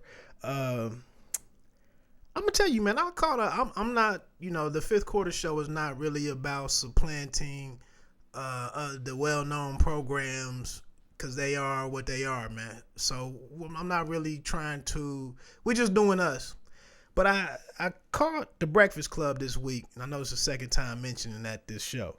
But I just couldn't move on after I saw that Kanye was on there. And that was the first time I really listened to him at length, and kind of, and I heard he wasn't yelling for a change. So I don't know if you had a chance to maybe look into that interview. To that interview, being that it was one of the topics for today. But I just left the interview thing, and it was maybe a good 50 minutes with Envy, Angela Yee, and Charlamagne. But Charlamagne and him didn't go at it or anything? I'm getting there. Oh, I'm sorry. They didn't. It just was a good talk. And they talked about a lot of great stuff. And I really got to listen to the business acumen of Kanye. And I just left the interview like, have I missed out on some great, I'm not even going to say good, have I missed out on some great music from a really innovative guy because I've been so turned off by his antics and then his choice of woman? Yeah, you have, because when I saw this topic that you put on our schedule today, I actually made me a Kanye West mixtape. Okay. And it was playlist. anything that Kanye West was affiliated with, whether that be actually rapping on it or producing or writing or whatever. He has some hits, man. He has done some things for all type of artists, man. All the way from your Keisha Coles to your Dwellies to right. That was some of the earlier stuff. Yeah, and that's what a lot of the stuff probably is. Some of his earlier stuff. Okay. And the guy, man, he's another, man. He's a music genius, man. I didn't realize he had 21 Grammys. I was talking to my partner Corey, another CB. But I was talking to him, and he said he had 20-something Grammys, and I couldn't believe it. Yeah. And Grammys aren't really the barometer that I use for success, but if you have that many, it's hard to argue with that. But like I said, I was just listening to him put out some of his ideas, and it was better to hear him talk about and talk through what he's trying to do versus just yelling about what's not happening. But he actually threw out there he was trying to have the first $1 trillion company, and he was talking about designing airplanes, which was a little bit above my head. But like I said, I gotta go back and check out some of his latest catalog. Maybe I missed some good stuff, man, because I'm looking at the woman that he married. He made some comments on the show about her and how she's kind of the standard for beauty and some different things of that nature that I didn't really agree with. And he talked about Amber Rose and different things. But like I said, mainly I just brought it up for today, man, that I really need to go back and, as a music listener, as a big music fan, I probably got to dig into his catalog and give some things a second chance. Yeah, man, you should, because like I said, Kanye West, some of the decisions that he has made, I don't agree with, but who am I? I'm nothing in his world, so he can, make his moves how he chooses to.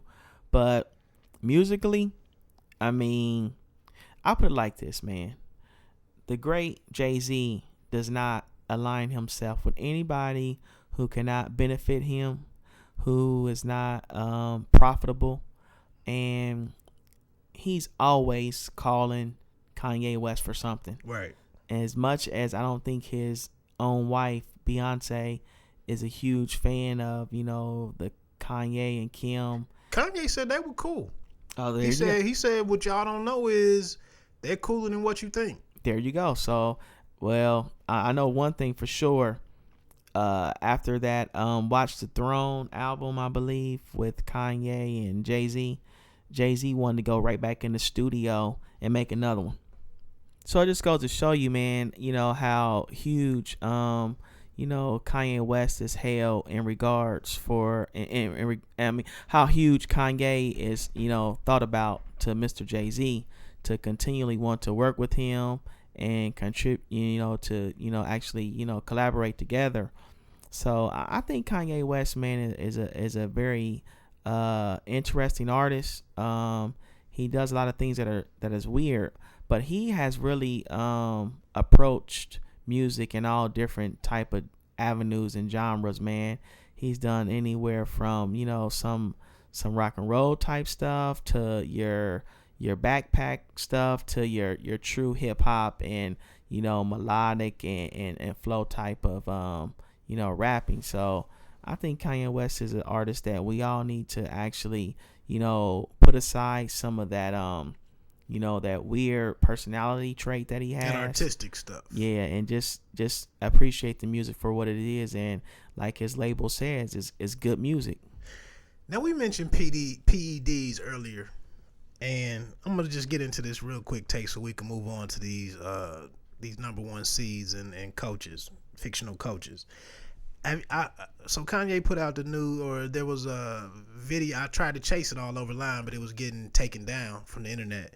But he had a new song called All Day, and I heard one clip of it. But one of the articles that I read, it may have been from pitchfork.com, but the All Day, in like a 4 or 5 minute song, he uses the N-word like 147 times. And crazy. I'm just like, it was enough. Me and my wife were coming from the gym this week, and it was like 2 rap songs, one on the way, one coming from, and both songs had a verse where, it was the typical in the bar with the N-word every, for a whole verse. And I just got tired of it. But it's like, if we took the N-word away from some of these guys, which is the PED, these albums might be like 35-40% lighter because we took that one word from them. But I'm just saying, so that's now I'm trying to go back and give Kanye some love, but then I hear this, and you use that word that many times in one song. It just turns me off, man. But I'm gonna get off my soapbox. We'll come back to that later, man. Let's jump into these number one seeds for fictional coaches. All right, man. I'm gonna go with my first one. I'm gonna start with like I said, we're gonna give our 3, and then on the final one that we give will be our number one overall seed. And I want you to know I'm a freestyle on this, because if you have a pick on there that's on my list too, I'm gonna go with something different. Well, I already told you if my one or two are on your list, I owe you a bottle of Ciroc. All right. So my first number one seed is Coach Herman Boone of T.C. Williams High School, which was Denzel in Remember the Titans. And I'm gonna just say, obviously, he was bringing together this school that it was a high school that was integrated, and he was made the head coach over the white coach who was successful in his own right. But his line that we only run 6 plays and we will run them to perfection. And everything that he just did in that movie, he comes in as my fourth number one. Well, my number 4 seed is and people are going to understand where I'm coming from with my picks, because I have a little method to my madness. So my number 4 is Coach Molly McGrath, Miss Goldie Hawn, and Wildcats. And the reason why I picked that, because Wildcats to me is one of my favorite movies. I love football movies, so when Wood approached me with this, I was kind of excited because I'm a football guy. So Miss Molly McGrath is my number 4, and the reason being is because the scene that comes to my mind in that movie is when they broke her watch, and she was very upset about that. So they told her, why don't you just quit? And she said, no, I'm not going to quit. But I tell you what, if any of you guys can outrun me, I will pack up my stuff and I will quit immediately. And the scene went on. They ran around the track and kept running around the track until, it started sprinkling, and then it became a huge downpour. And Molly McGrath, Coach McGrath, was able to outrun everybody. So much respect to the ladies. I'm all about girl power, and Molly McGrath comes in at my number 4. All right, that's an interesting pick. We'll come back to that. My third number 1 is Coach Finstock from Teen Wolf.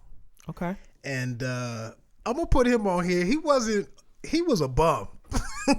He was a legit bum as a coach. And but he's on my list because of the fact when Scott came in as himself for that playoff for the tournament game, he walked over in front of everybody and was like, "Hey, I know the truth about us. Where's the wolf?" So right. I just appreciate him for being honest about his ability. Cause I can't confirm it because I didn't have a chance to check the movie, but I thought he was eating some food on the bench during one of the games because he was so terrible. So my number 3 is Coach Finstock from Teen Wolf. All right. So number 3 for me, I'm going to go with Coach Connor O'Neill in the movie Hardball, played by Keanu Reeves. That movie to me is a classic. It's about a gambler, and he did a lot of betting, and he was having some bad luck. So his friend challenged him to coach this youth team in the inner city, and it just was a great movie, man, for all people, for adults, for kids, because it just showed how a person that is totally opposite from the team that he's coaching can somehow relate to these guys and get them to play good, fundamentally sound baseball. I mean, I know everybody knows, if you ever watch the movie, everybody knows about little G Baby or Baby G, right? Whatever, however you want to say it. He was, a little kid in the movie, and he was, very inspirational, wanted to be out there with the guys and competing. But probably one of the most, memorable moments in the movie is when a pitcher was not able to, throw good strikes and had some confident issues on the pitching mound. So the coach came to him and said, "Hey, look, man, what'll make you be more comfortable, while you're throwing this ball?" And he said, "Why don't you try to, think about, one of your favorite songs." And one of his favorite songs was the great Notorious Big. Baby. So, he would have it, his headphones on or playing, or the music playing in his mind. And he was a dominant pitcher, man. So big shout out to Keanu Reeves for playing that role. And my number 3 seed for that is Coach Connor O'Neill in Hardball. All right, that's an interesting pick. My third number 1 is Skipper Lou Brown from Major League Baseball. All right.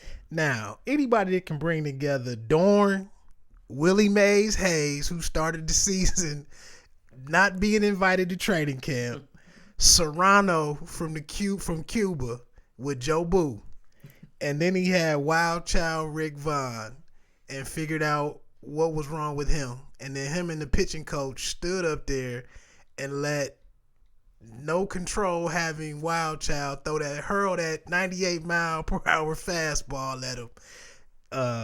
Skipper Lou Brown. Oh, and then my girl, the heiress, that inherited the team.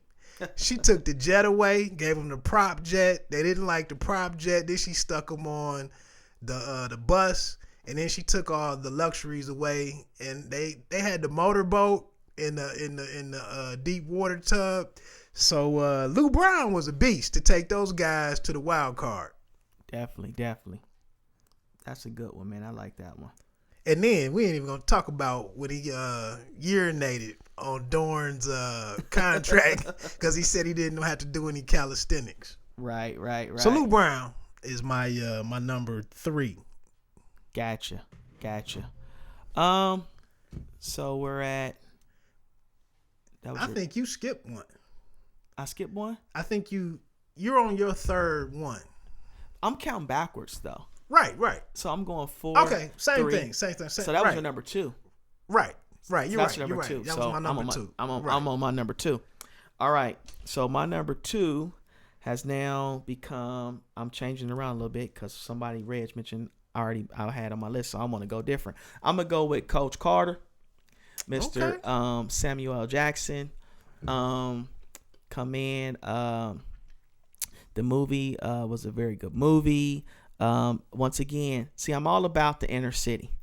I'm all about coaches coming in to inner city and taking over and helping guys who, you know, seem kind of hopeless and helping them realize their dream of becoming, you know, productive students and productive players on the court, field, or whatever it may be. So in Coach Carter, I mean, he came to a rugged school, man. I mean, you know, nobody wanted the job. He comes over there. You know, he teach them plays, and he teach them plays by, you know, I think his sisters. You know, the names of his sisters was the name of the plays, and he gives them, you know, one sister was very mean, or one sister was very controlling, whatever it may be. But it helped them, you know, visualize, you know, that, you know, his sister was some type of way, but that's the way the play should be ran also. So I think the way that he was able to tie that in to, the game of basketball was huge.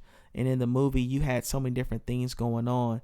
You had a guy who was one of the star players who was, you know, on the verge of getting a big major scholarship. He had a baby on the way. You had another kid who was on a team who was in the streets, and he was, out there with his cousin, and his cousin ended up getting killed or shot, and he came back to the team and was able to contribute to the team. And it just was a good movie, man. It's about, guys who, like I said, you know, has some issues with, you know, learning how to play the game of basketball, but just, you know, how to be productive in life. And he brought those guys together to, you know, have a successful run and a great high school basketball season. So that's your number two, Mr. Samuel L. Jackson and Coach Carter. Coach Carter. All right, I'm gonna get into my number one, man. I owe you this bottle of Ciroc, and you just totally stole my thunder, and I'm baffled. You've outwitted me, I guess, because my number one overall, and this is cool because that's how Jay Billis and Lunardi and all those guys, they had their different number ones. But I value Coach Molly McGrath way more because she was coming over from being a track coach. She learned her, you know, football underneath her dad, and she went and recruited Bird off the south, out the bleachers with the women. She had Wes Snipes in there. Woody Harrelson was Krasinski, and when they came in the locker room, she came in the locker room, and they said, "Hey, all suited up, ready to hit the field." But she had the CrossFit going on, you know, with the yoga, whatever it was. She was way ahead of her time, and just to take those young men. Oh, and then she went and got the big lineman. I forget his name, but she went and got him. To be the force in the middle. So for all of those reasons, Coach Molly McGrath was my number one overall. She was just a beast. Hey man, that's great. I mean, because like I said, Wildcats is one of my favorite movies, and you know, great minds think alike. But my number one, and I'm going a little different with this one because if you get me here, because I got my first out that I'm gonna give you two. My number one. The best football movie of all time, hands down, and I can argue all day with anybody, is my man Coach Gary Gaines. Friday Night Lights is the best football movie of all time. I don't care what anybody say. Played by Mr. Billy Bob Thornton. Billy Bob. Okay. And this is the movie that, you know, that is watched by numerous high school football players across the country right before two-a-days start. I mean, this movie right here, man, it makes you cry. It's so, very sentimental. It's so deep. It gives you the true essence of high school football, in the state of Texas. I mean, you have a coach here who's a very successful coach to where, football and high school football in the state of Texas is as huge as college football, is as huge as NFL football. where you have a stadium for the high school kids that is nicer than some, college stadiums.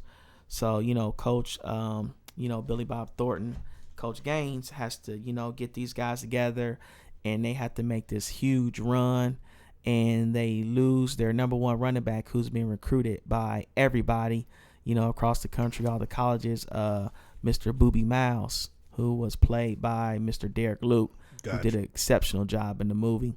And Boobie ends up getting a knee injury, and he gets hurt, but he was able to come back and play in one of a key game, and he ended up getting hurt again. And I think his football career ended up being done for forever. But the movie it's so great, man. You have the preacher guy, the preacher boy in there who's a quiet guy, right. D lineman who doesn't say much of anything, but his scene at the state championship when they were going against the huge city team from the city of Dallas, and they were from Coach Gaines and them were from Odessa, Texas, and they were a small little county team, but they went against this huge team from the city of Dallas, man. And those guys were like grown men, and they were getting beat up so bad the entire game.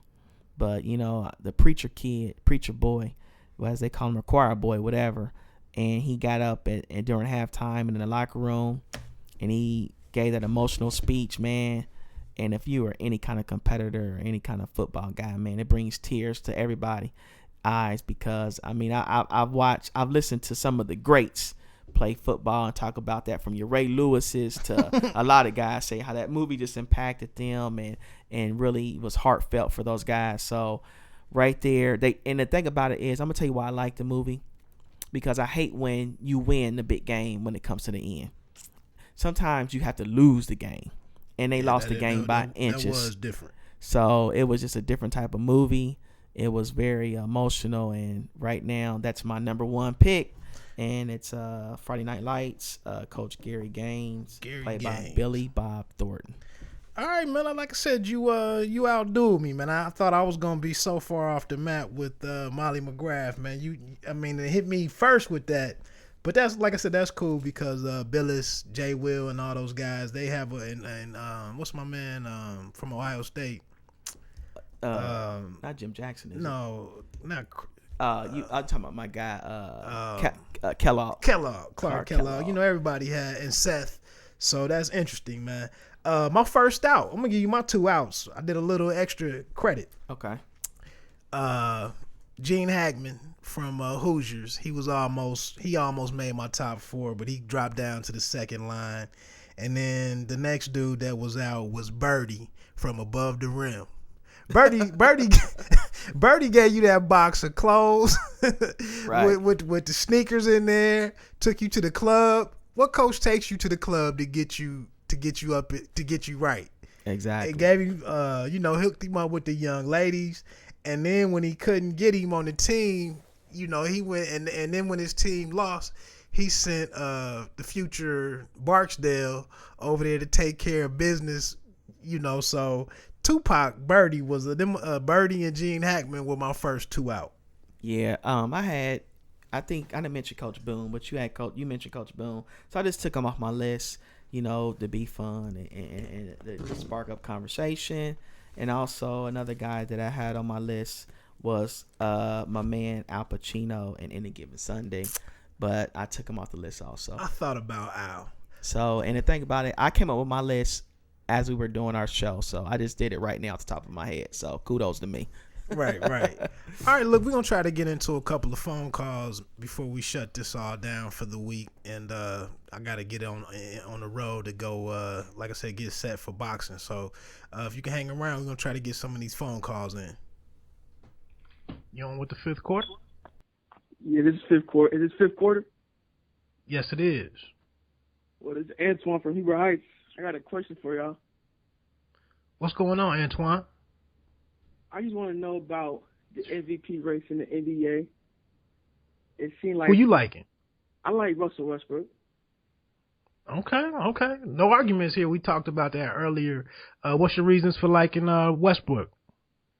I just feel like at this point in the season, he's the most dominant, and like he's just like taking over the game, even though his team is like slacking without Kevin Durant.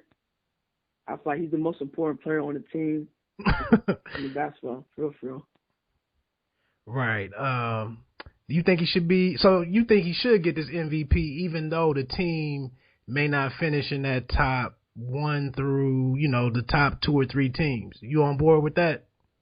Yes. Because I feel go ahead. No, go ahead, man. Because I feel like Harden, Curry, and like James, they're on teams with other pieces. Like Curry's with Klay Thompson, Harden's with Patrick Beverly and Dwight Howard, and those guys. And James, he's with Kyrie Irving. Right. And Kevin Love. Yeah. That's a good point. Like I said, we talked about it earlier, and if you can check out some previous shows, I've been kind of going against the grain and saying that I can't ignore the effort that he's putting forward, and I would hate for that to be ignored just because we've always gone and taken teams that are in that first 2 or 3, because that's really the MVP. Then if you look at it from that perspective, then it's really a team. You really giving this player the MVP award because of the team that he's on. Yeah. Yes. You got any other takes, Antoine, before we get off of here? I just want to see how you feel about Brandon Marshall being traded to the Jets. Well, obviously, he's a top receiver. Before we get to Brandon Marshall, real quick, Antoine, about Russell Westbrook. Have you actually looked at Russell Westbrook's stats and his shooting percentage? Yeah, let's look at Russell Westbrook's stats. But the thing about it, he's not even shooting 50%, right? He had 4 straight triple doubles. Thank you, Antoine. That ends it. I understand that, man, but he's shooting like, if I'm not mistaken, 43% from the floor. I mean, that's not MVP worthy in my book. And I thank you for calling in, and we're glad to have you because you're our first caller, and you're going to be we're going to give you a special. Yeah, we got to get something to Antoine. He has a special gift coming. But as far as them trading Brandon Marshall, you said to the Jets, right? Yes. Right, Jets. That was what your next subject you called about? Yeah. Yes. I just think, man, they're gonna try to roll with Alshon Jeffrey and see if he can become that number 1 receiver for them, because evidently it's not working with Brandon Marshall. Brandon Marshall is a huge talent, but they just need to go in another direction possibly and try to clear up some cap space to improve their team. What do you think about that, though? I feel like, why would you trade a top 5 receiver in the game? Because I'll put him on a level as like Dez and them, like AJ, Calvin. Alshon's a good receiver, but he's not no Brandon Marshall.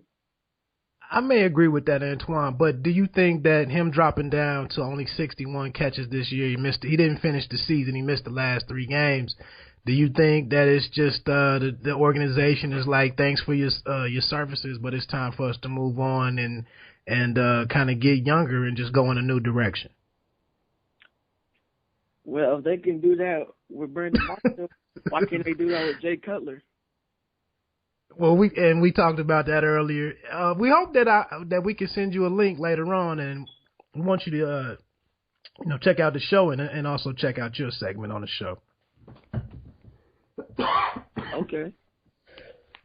So we have your number. We're not stalking you, but what we're going to do is we're going to send you some information so you can keep in touch with us, and also we're going to get you a special gift for being one of our first callers. Antoine, really quickly, who is your NFL team? My NFL team, the Chiefs. Okay. Hey, well, thanks for calling in today, man. We hope you check us out in the future. I will. All right, peace. See you. On the line, what's your name and where you calling from?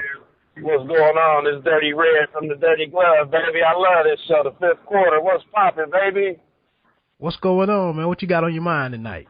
Oh, man, you know, I got a few things on my mind, and I know you would. You a Pistons fan like myself, and I'm yes, just, sir. I'm still. Hold on one second. 29620 High Meadows direction.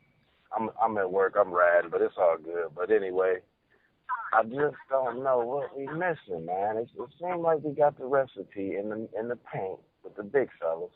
296. I really believe that we missing Jennings real bad right now.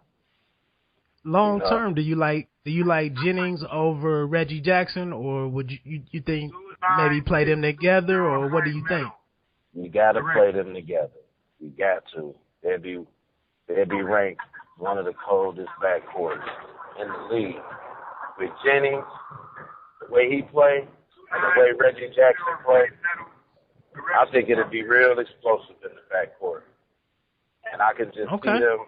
I could just really see them, you know, feeding them big guys, Moose and Thurman, and I could just see us going big places. But what I'm thinking, well, it's not even.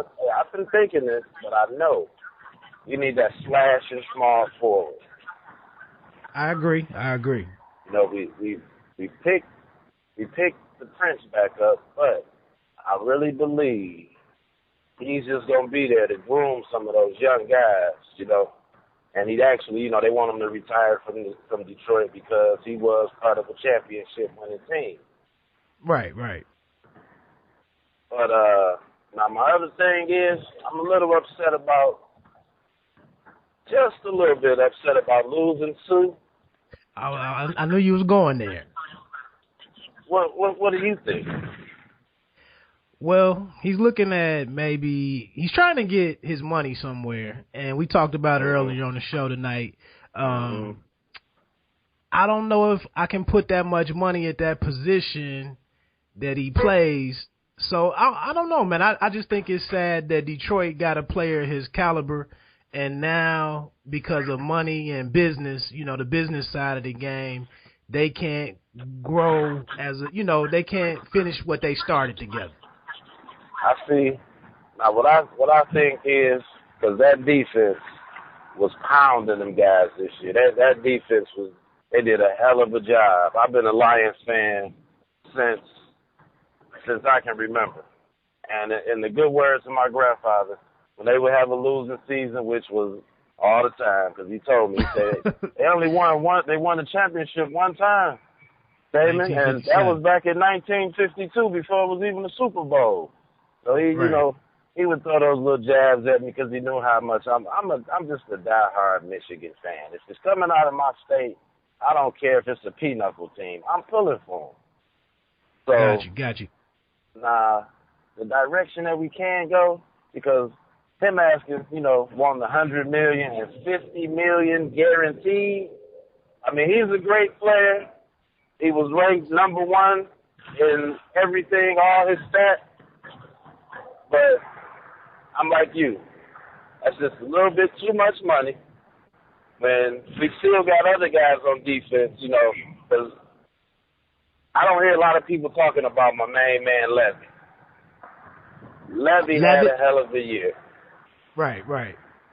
So I think by us losing him, that's going to save us some money because we already got two superstars with big contracts with Megatron and Stafford. So that would have been, you know, if Sue would have got that money, that would have been 40% of our salary going to three players. They got to spread that money around and pick up. You know, I know they've been looking at a few guys. I can't think of the guy's name right now, you know, but I don't even see why they won't go ahead and pick Wilford up from the Patriots. He's an older veteran. He can come in, hold them down, and show the younger guys coming in a whole lot of stuff, you know. And we can find another, you know, defensive lineman. Right. Plus you have Fairley coming back from injury, so he'll be in the middle. Hey, let me let me move the conversation along because we got other calls we're trying to get through. You being from the Motor City, from Detroit, what's your thoughts on, do a little entertainment question, man. What's your thoughts on Big Sean being one of the representatives of Detroit? I love Big Sean. I haven't had a chance to sit down and listen to his new album, but his new single right now, Blessed, that's real hot. But since we going on entertainment, I got to throw my guys out there. I got to throw them out there. Who's that? The Doughboy, Cash Out Doughboys. They doing big things. Say it again. Cash Out Doughboys. Cash Out Doughboys. Yes. They're a group, you know, it was actually two different groups. You had the Doughboys and you had the Cash Out. And they became one group.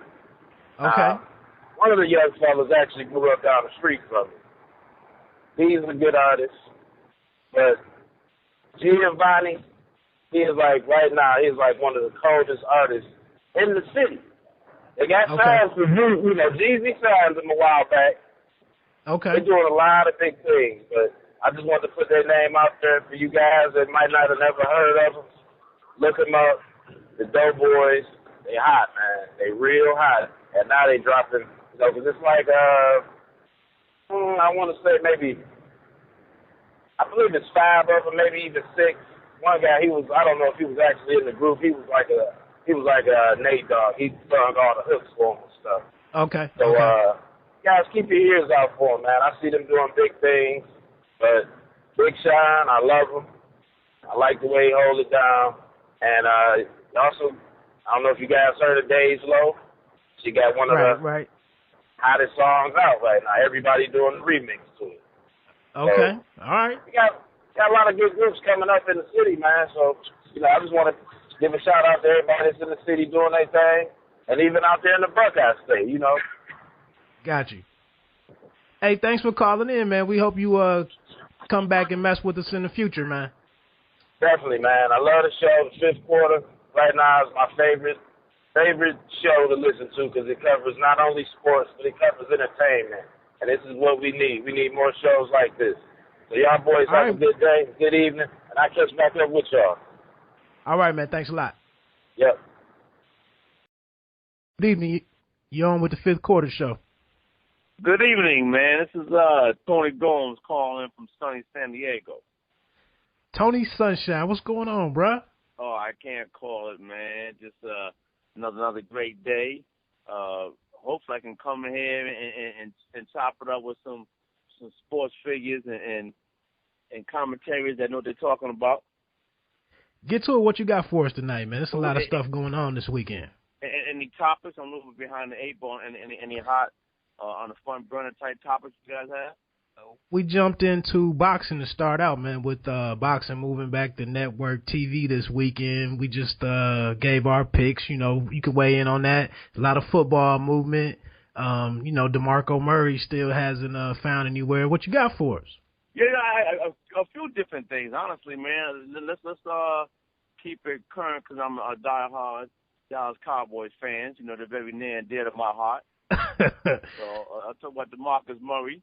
You know, unfortunately, you know, football, like basketball, you know, you have to take in considerations because of the cap salary, the wear and tear on running backs.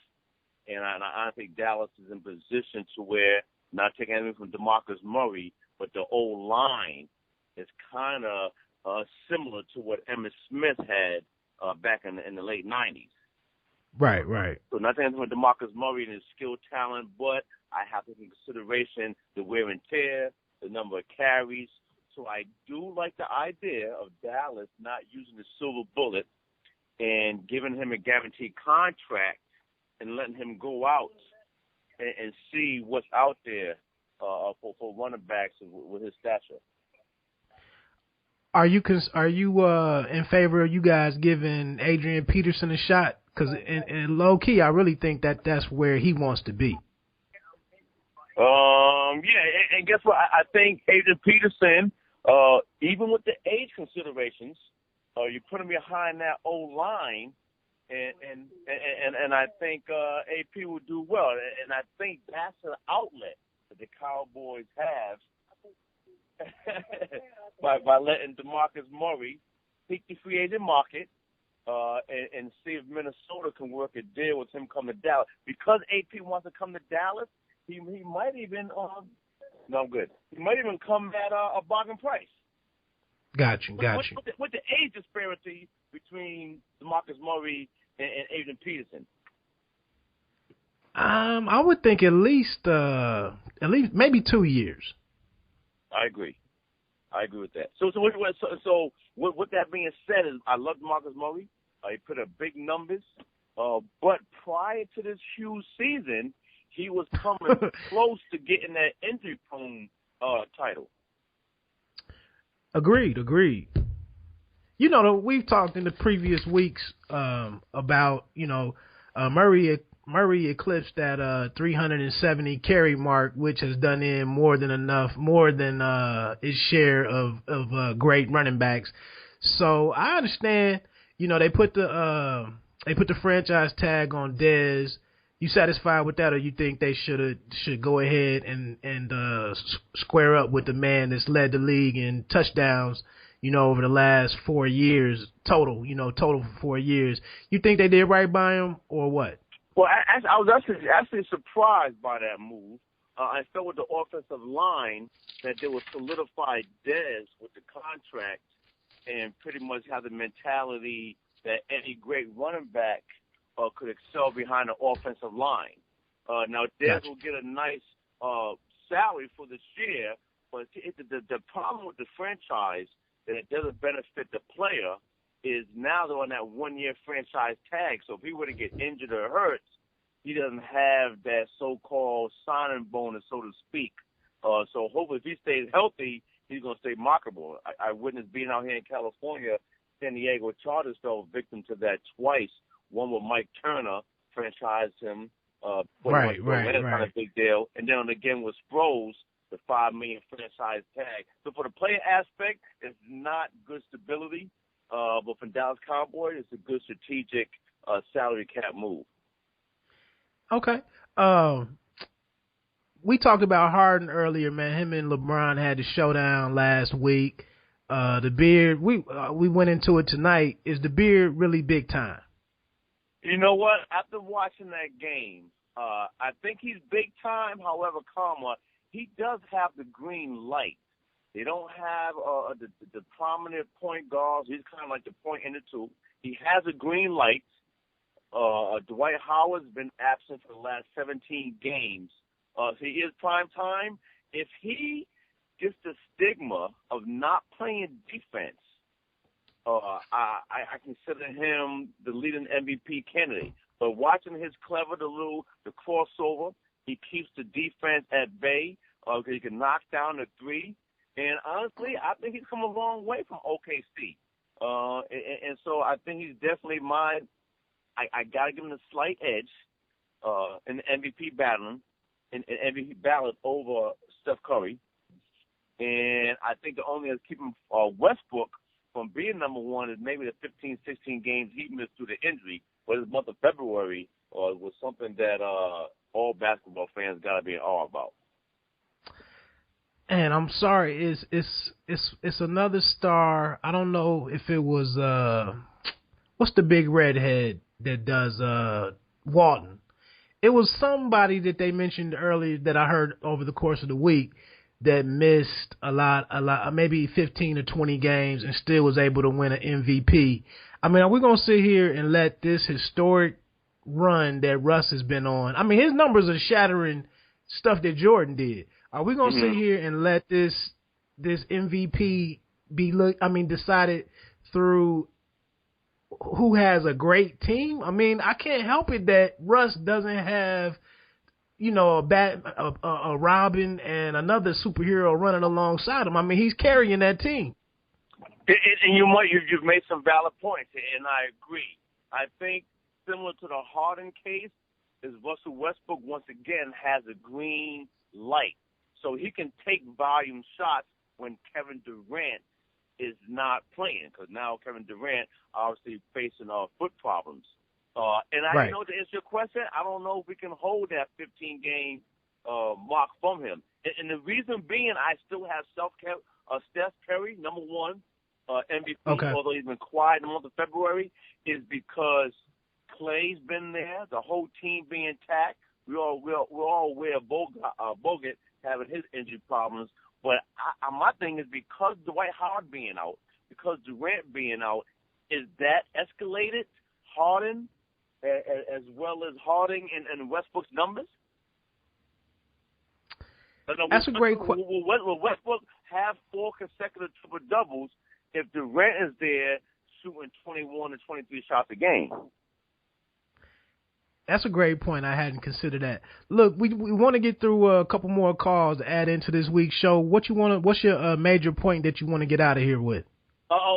First and foremost, man, I appreciate the show. You guys got a wealth of knowledge. You and I debate all the time.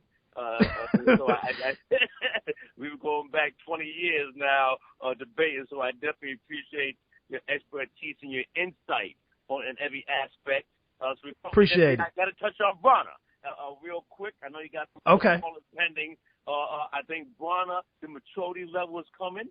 He's starting to realize that he can be the next Floyd Mayweather in a sense when Floyd finally passes the torch. I got him winning easy all day, but definitely save my next quote when I talk about the next up and coming. Who's the young gentleman? I'm drawing a blank right now. Playing on the undercard, the little ponytail, light-skinned cat with the beard. Oh, Thurman. Say that again? Keith Thurman. Yeah, there you go. Keith Thurman. That's a whole other segment. But I got Broner, easy tonight. I love the antics. I love his dad brushing his hair. I'm a big advocate for all of that, man. Got you. I got Broner TKO 9th round. Okay. All right, hey, man, thanks for calling in, TG. We hope you come back in the future. Like I said, we want to get you in for different segments. I appreciate your wealth of knowledge on everything, too. And it'll always be great to chop it up against me being a Redskins fan. It'd be great to chop it up against a Cowboy follower. Absolutely, man. And I chop it up after this weekend of all the accolades. I got to go catch because my Cavs are playing right now. I'm on a new wagon, and I left 2 seats for you and your co-host for this Cavs bandwagon, man. Holla. All right, T. Peace. What's up? You're on with the 5th Quarter Show. Okay, yes, sir. What's the topic today? What you got to talk about? Oh, okay. First off, what's your name and where you calling from? Is this about? Can I talk to you about the Buckeyes or what? It's your time, man. What's your name though? This is Mac. From Dayton. All right. What's up, Mac from Dayton? Man, I just what I found out real interesting.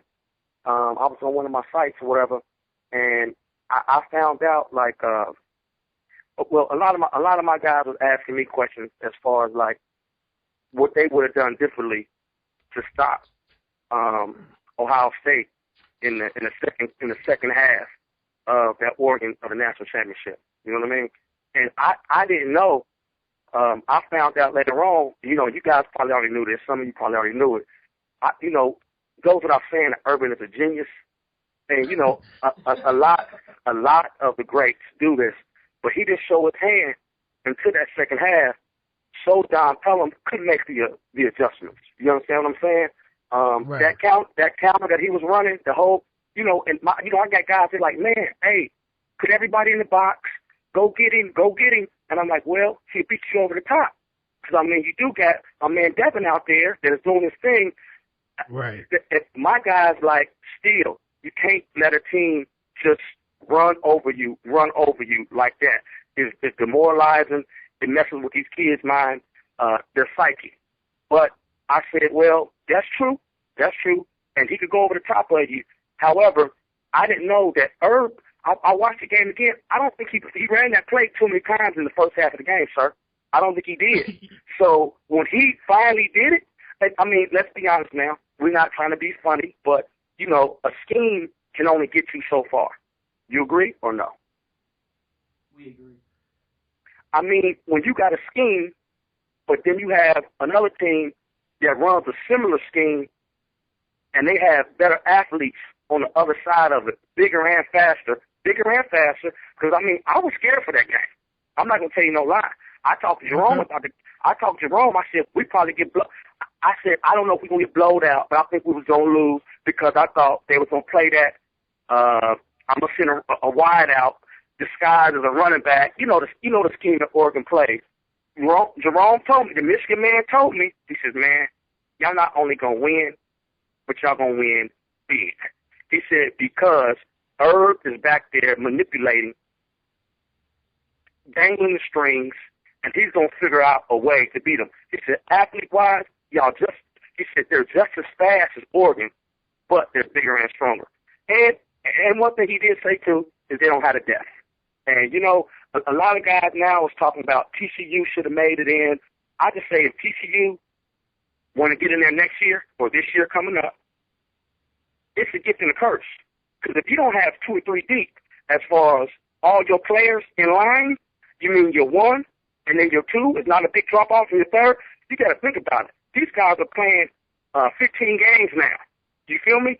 The attrition to the team, if you're not deep and your 1s and 2s, you're going to get out there and you're going to be hurt. People fail to realize that Oregon was without, they keep talking about the great job that Urban did with Ohio State. Because, 3rd string quarterback or whatever, and that's true. But Oregon was without a lot of their guys, too. And right. They were. I don't know if Helfrich was just saying what he had to say on TV when they said, is it going to hurt that young Carrington wasn't playing, that young Devin Allen wasn't playing? And, he gave the politically correct answer. Right. Now, it's scheme. We okay. Hey, bro. Hey, I don't know, but the little Stanford, the little brother that, he chose to go to Oregon instead of playing for the Buckeyes. He drops that ball.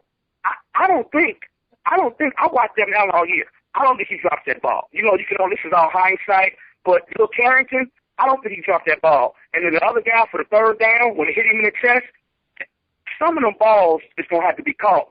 And some of these guys around that game, they may have caught those balls. You know what I mean? So.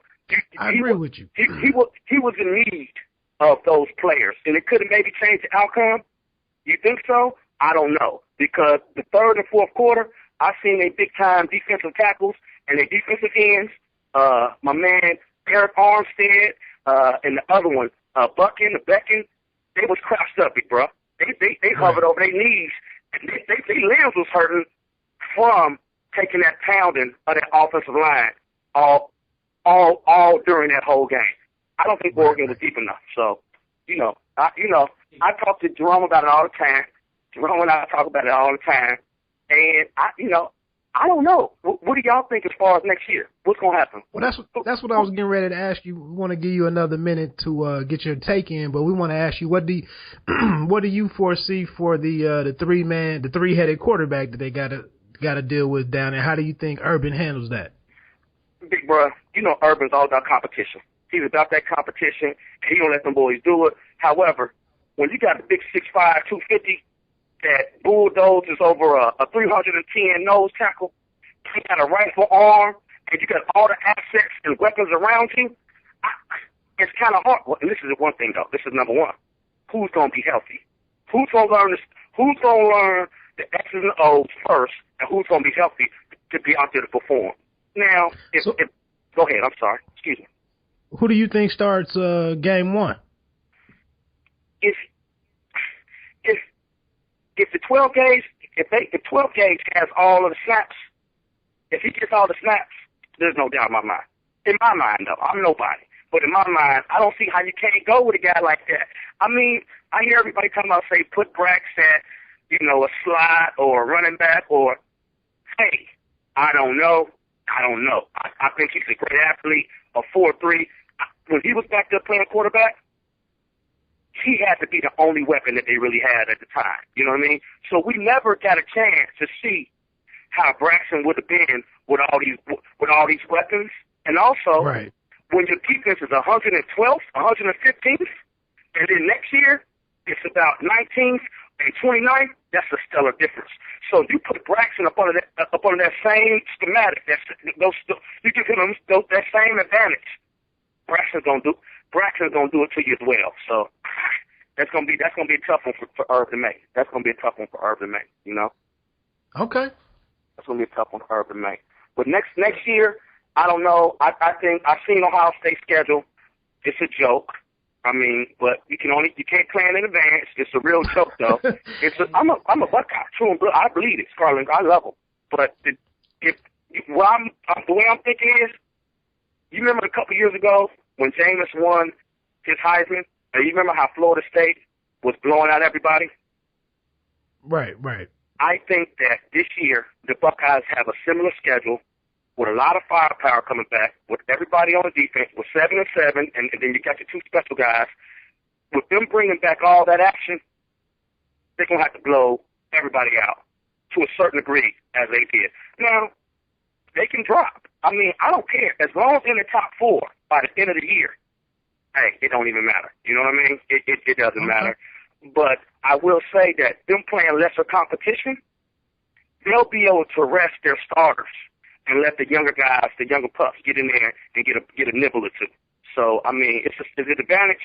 Yes, it is. But, you know, a lot of SEC, I live in Florida, and I hear the SEC, and I love wearing my Scarlet and Gray down there. It's straight. It just feels real good doing it to them right now. But they always think that, you know, they got the best athletes, and, you know, they're guys, this and that. But I always say this. Big Ten may be a little slower, you know what I mean, as far as the athletes or whatever. But if you're from Ohio or Michigan or anywhere in that area, Midwest, what do? We play ball in the snow when it's when it's ice cold out there. So when you're trying to tackle somebody when it's 15 outside and it's 14, and it's below zero with the wind chill, you know the ground feels like concrete. So you know what I mean? You're getting them kids ready to play in the NFL. So I mean, with all that, just what said. This was the best year, I guess, for anybody to go undefeated, undisputed, because when you jumped on an SEC team, when you jumped on Bama, and then if you just would have beat Bama, you still would have had all the boys out west, to Oregon, saying, well, they couldn't have beat us. They wouldn't have been able to beat us because we played different. All the quarterbacks in the NFL is all from the West Coast, and so by them beating that down south team and then beating that West Coast team, I don't know. Let me ask you a question. Who do you think is going to be the top 4 for next year? Well, look, I'm gonna jump in, Matt, because we don't want to get into all of that today. We appreciate your call. Okay. Thank you, big bro. Thank you. But we're gonna send you this link so that we can get you on, and then we want you to call back in the future so that we can talk through that stuff as the season comes back around. I love it. Hey, brother, I love it. Thank you very much, man. Y'all be good. Y'all be good up there. Go Bucks. Hey, thanks for your time tonight, man. Yes, sir. You too, guys. What's up? You on with the 5th quarter? What's going on? What's going on? Who we got on the line? Oh, this is Big Fred. Big Fred, where you calling from, man? I call him Springfield. Okay, what you got for us today, man? There's a lot going on. Oh, yeah, you know what it is. I'm sitting here thinking about what y'all think about SEC football. Oh, my goodness. Fred is definitely a friend of the show, so I don't know, man. You know, we turn to you for our SEC talk. So what you got for us, man? Well, you know, everybody, you know, I think the rumors of the SEC demise are greatly exaggerated. Okay.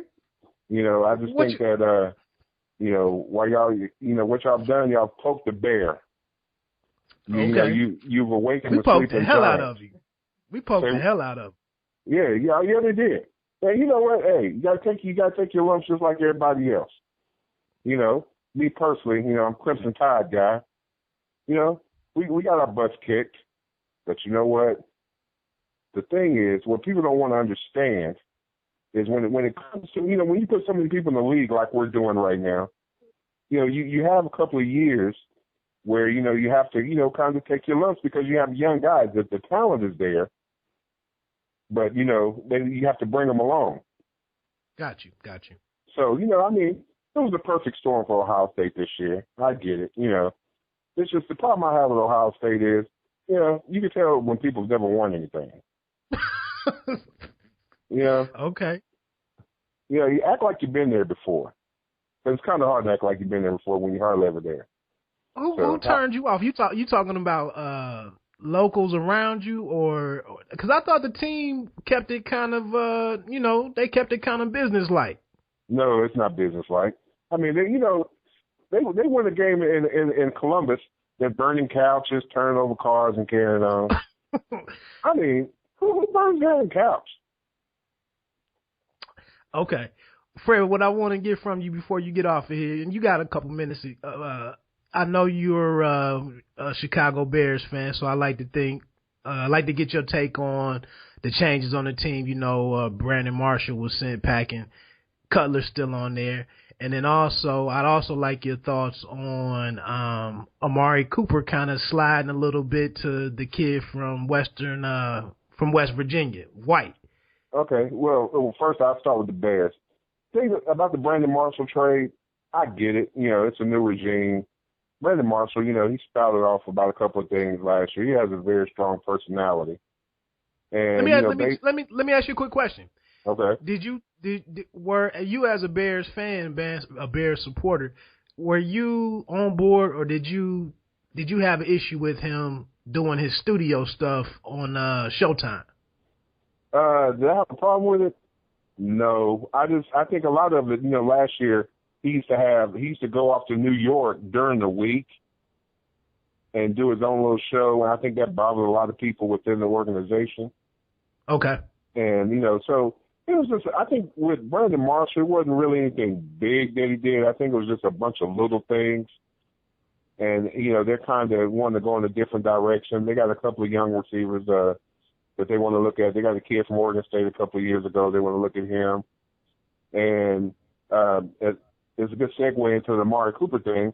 There's been kind of rumors that they might look at trying to get him to be that other receiver across from Alshon Jeffrey also. But taking him at number 7. Yeah, as far as Amari Cooper sliding, I think, we all get enamored with, the next big thing. The thing about Amari Cooper is he's so smooth with what he does. Exactly. I agree. It's effortless. I agree. Like, I was listening to Mel Kiper, this morning, actually, and he was saying it was nothing that Amari Cooper has done. The kid has passed Amari Cooper on the draft board, but Mel Kiper still has Amari Cooper ahead of him on his big board.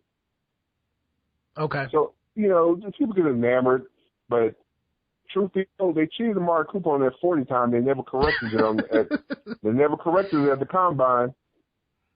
Remember, how they do those they put them side by side and they run them on the 40? Right. Amari Cooper beat Kevin White on that 40. They messed up on his time. They never changed it. Okay. And no, real talk, man. I was on the way over here today. I heard about the Kevin White. I think Kevin White does look better in his tights. Yeah. But like you said, I think it ultimately Cooper's going to benefit from it because he might slide lower and go to a better team and just get off to a better start in his career. Well, this is the example.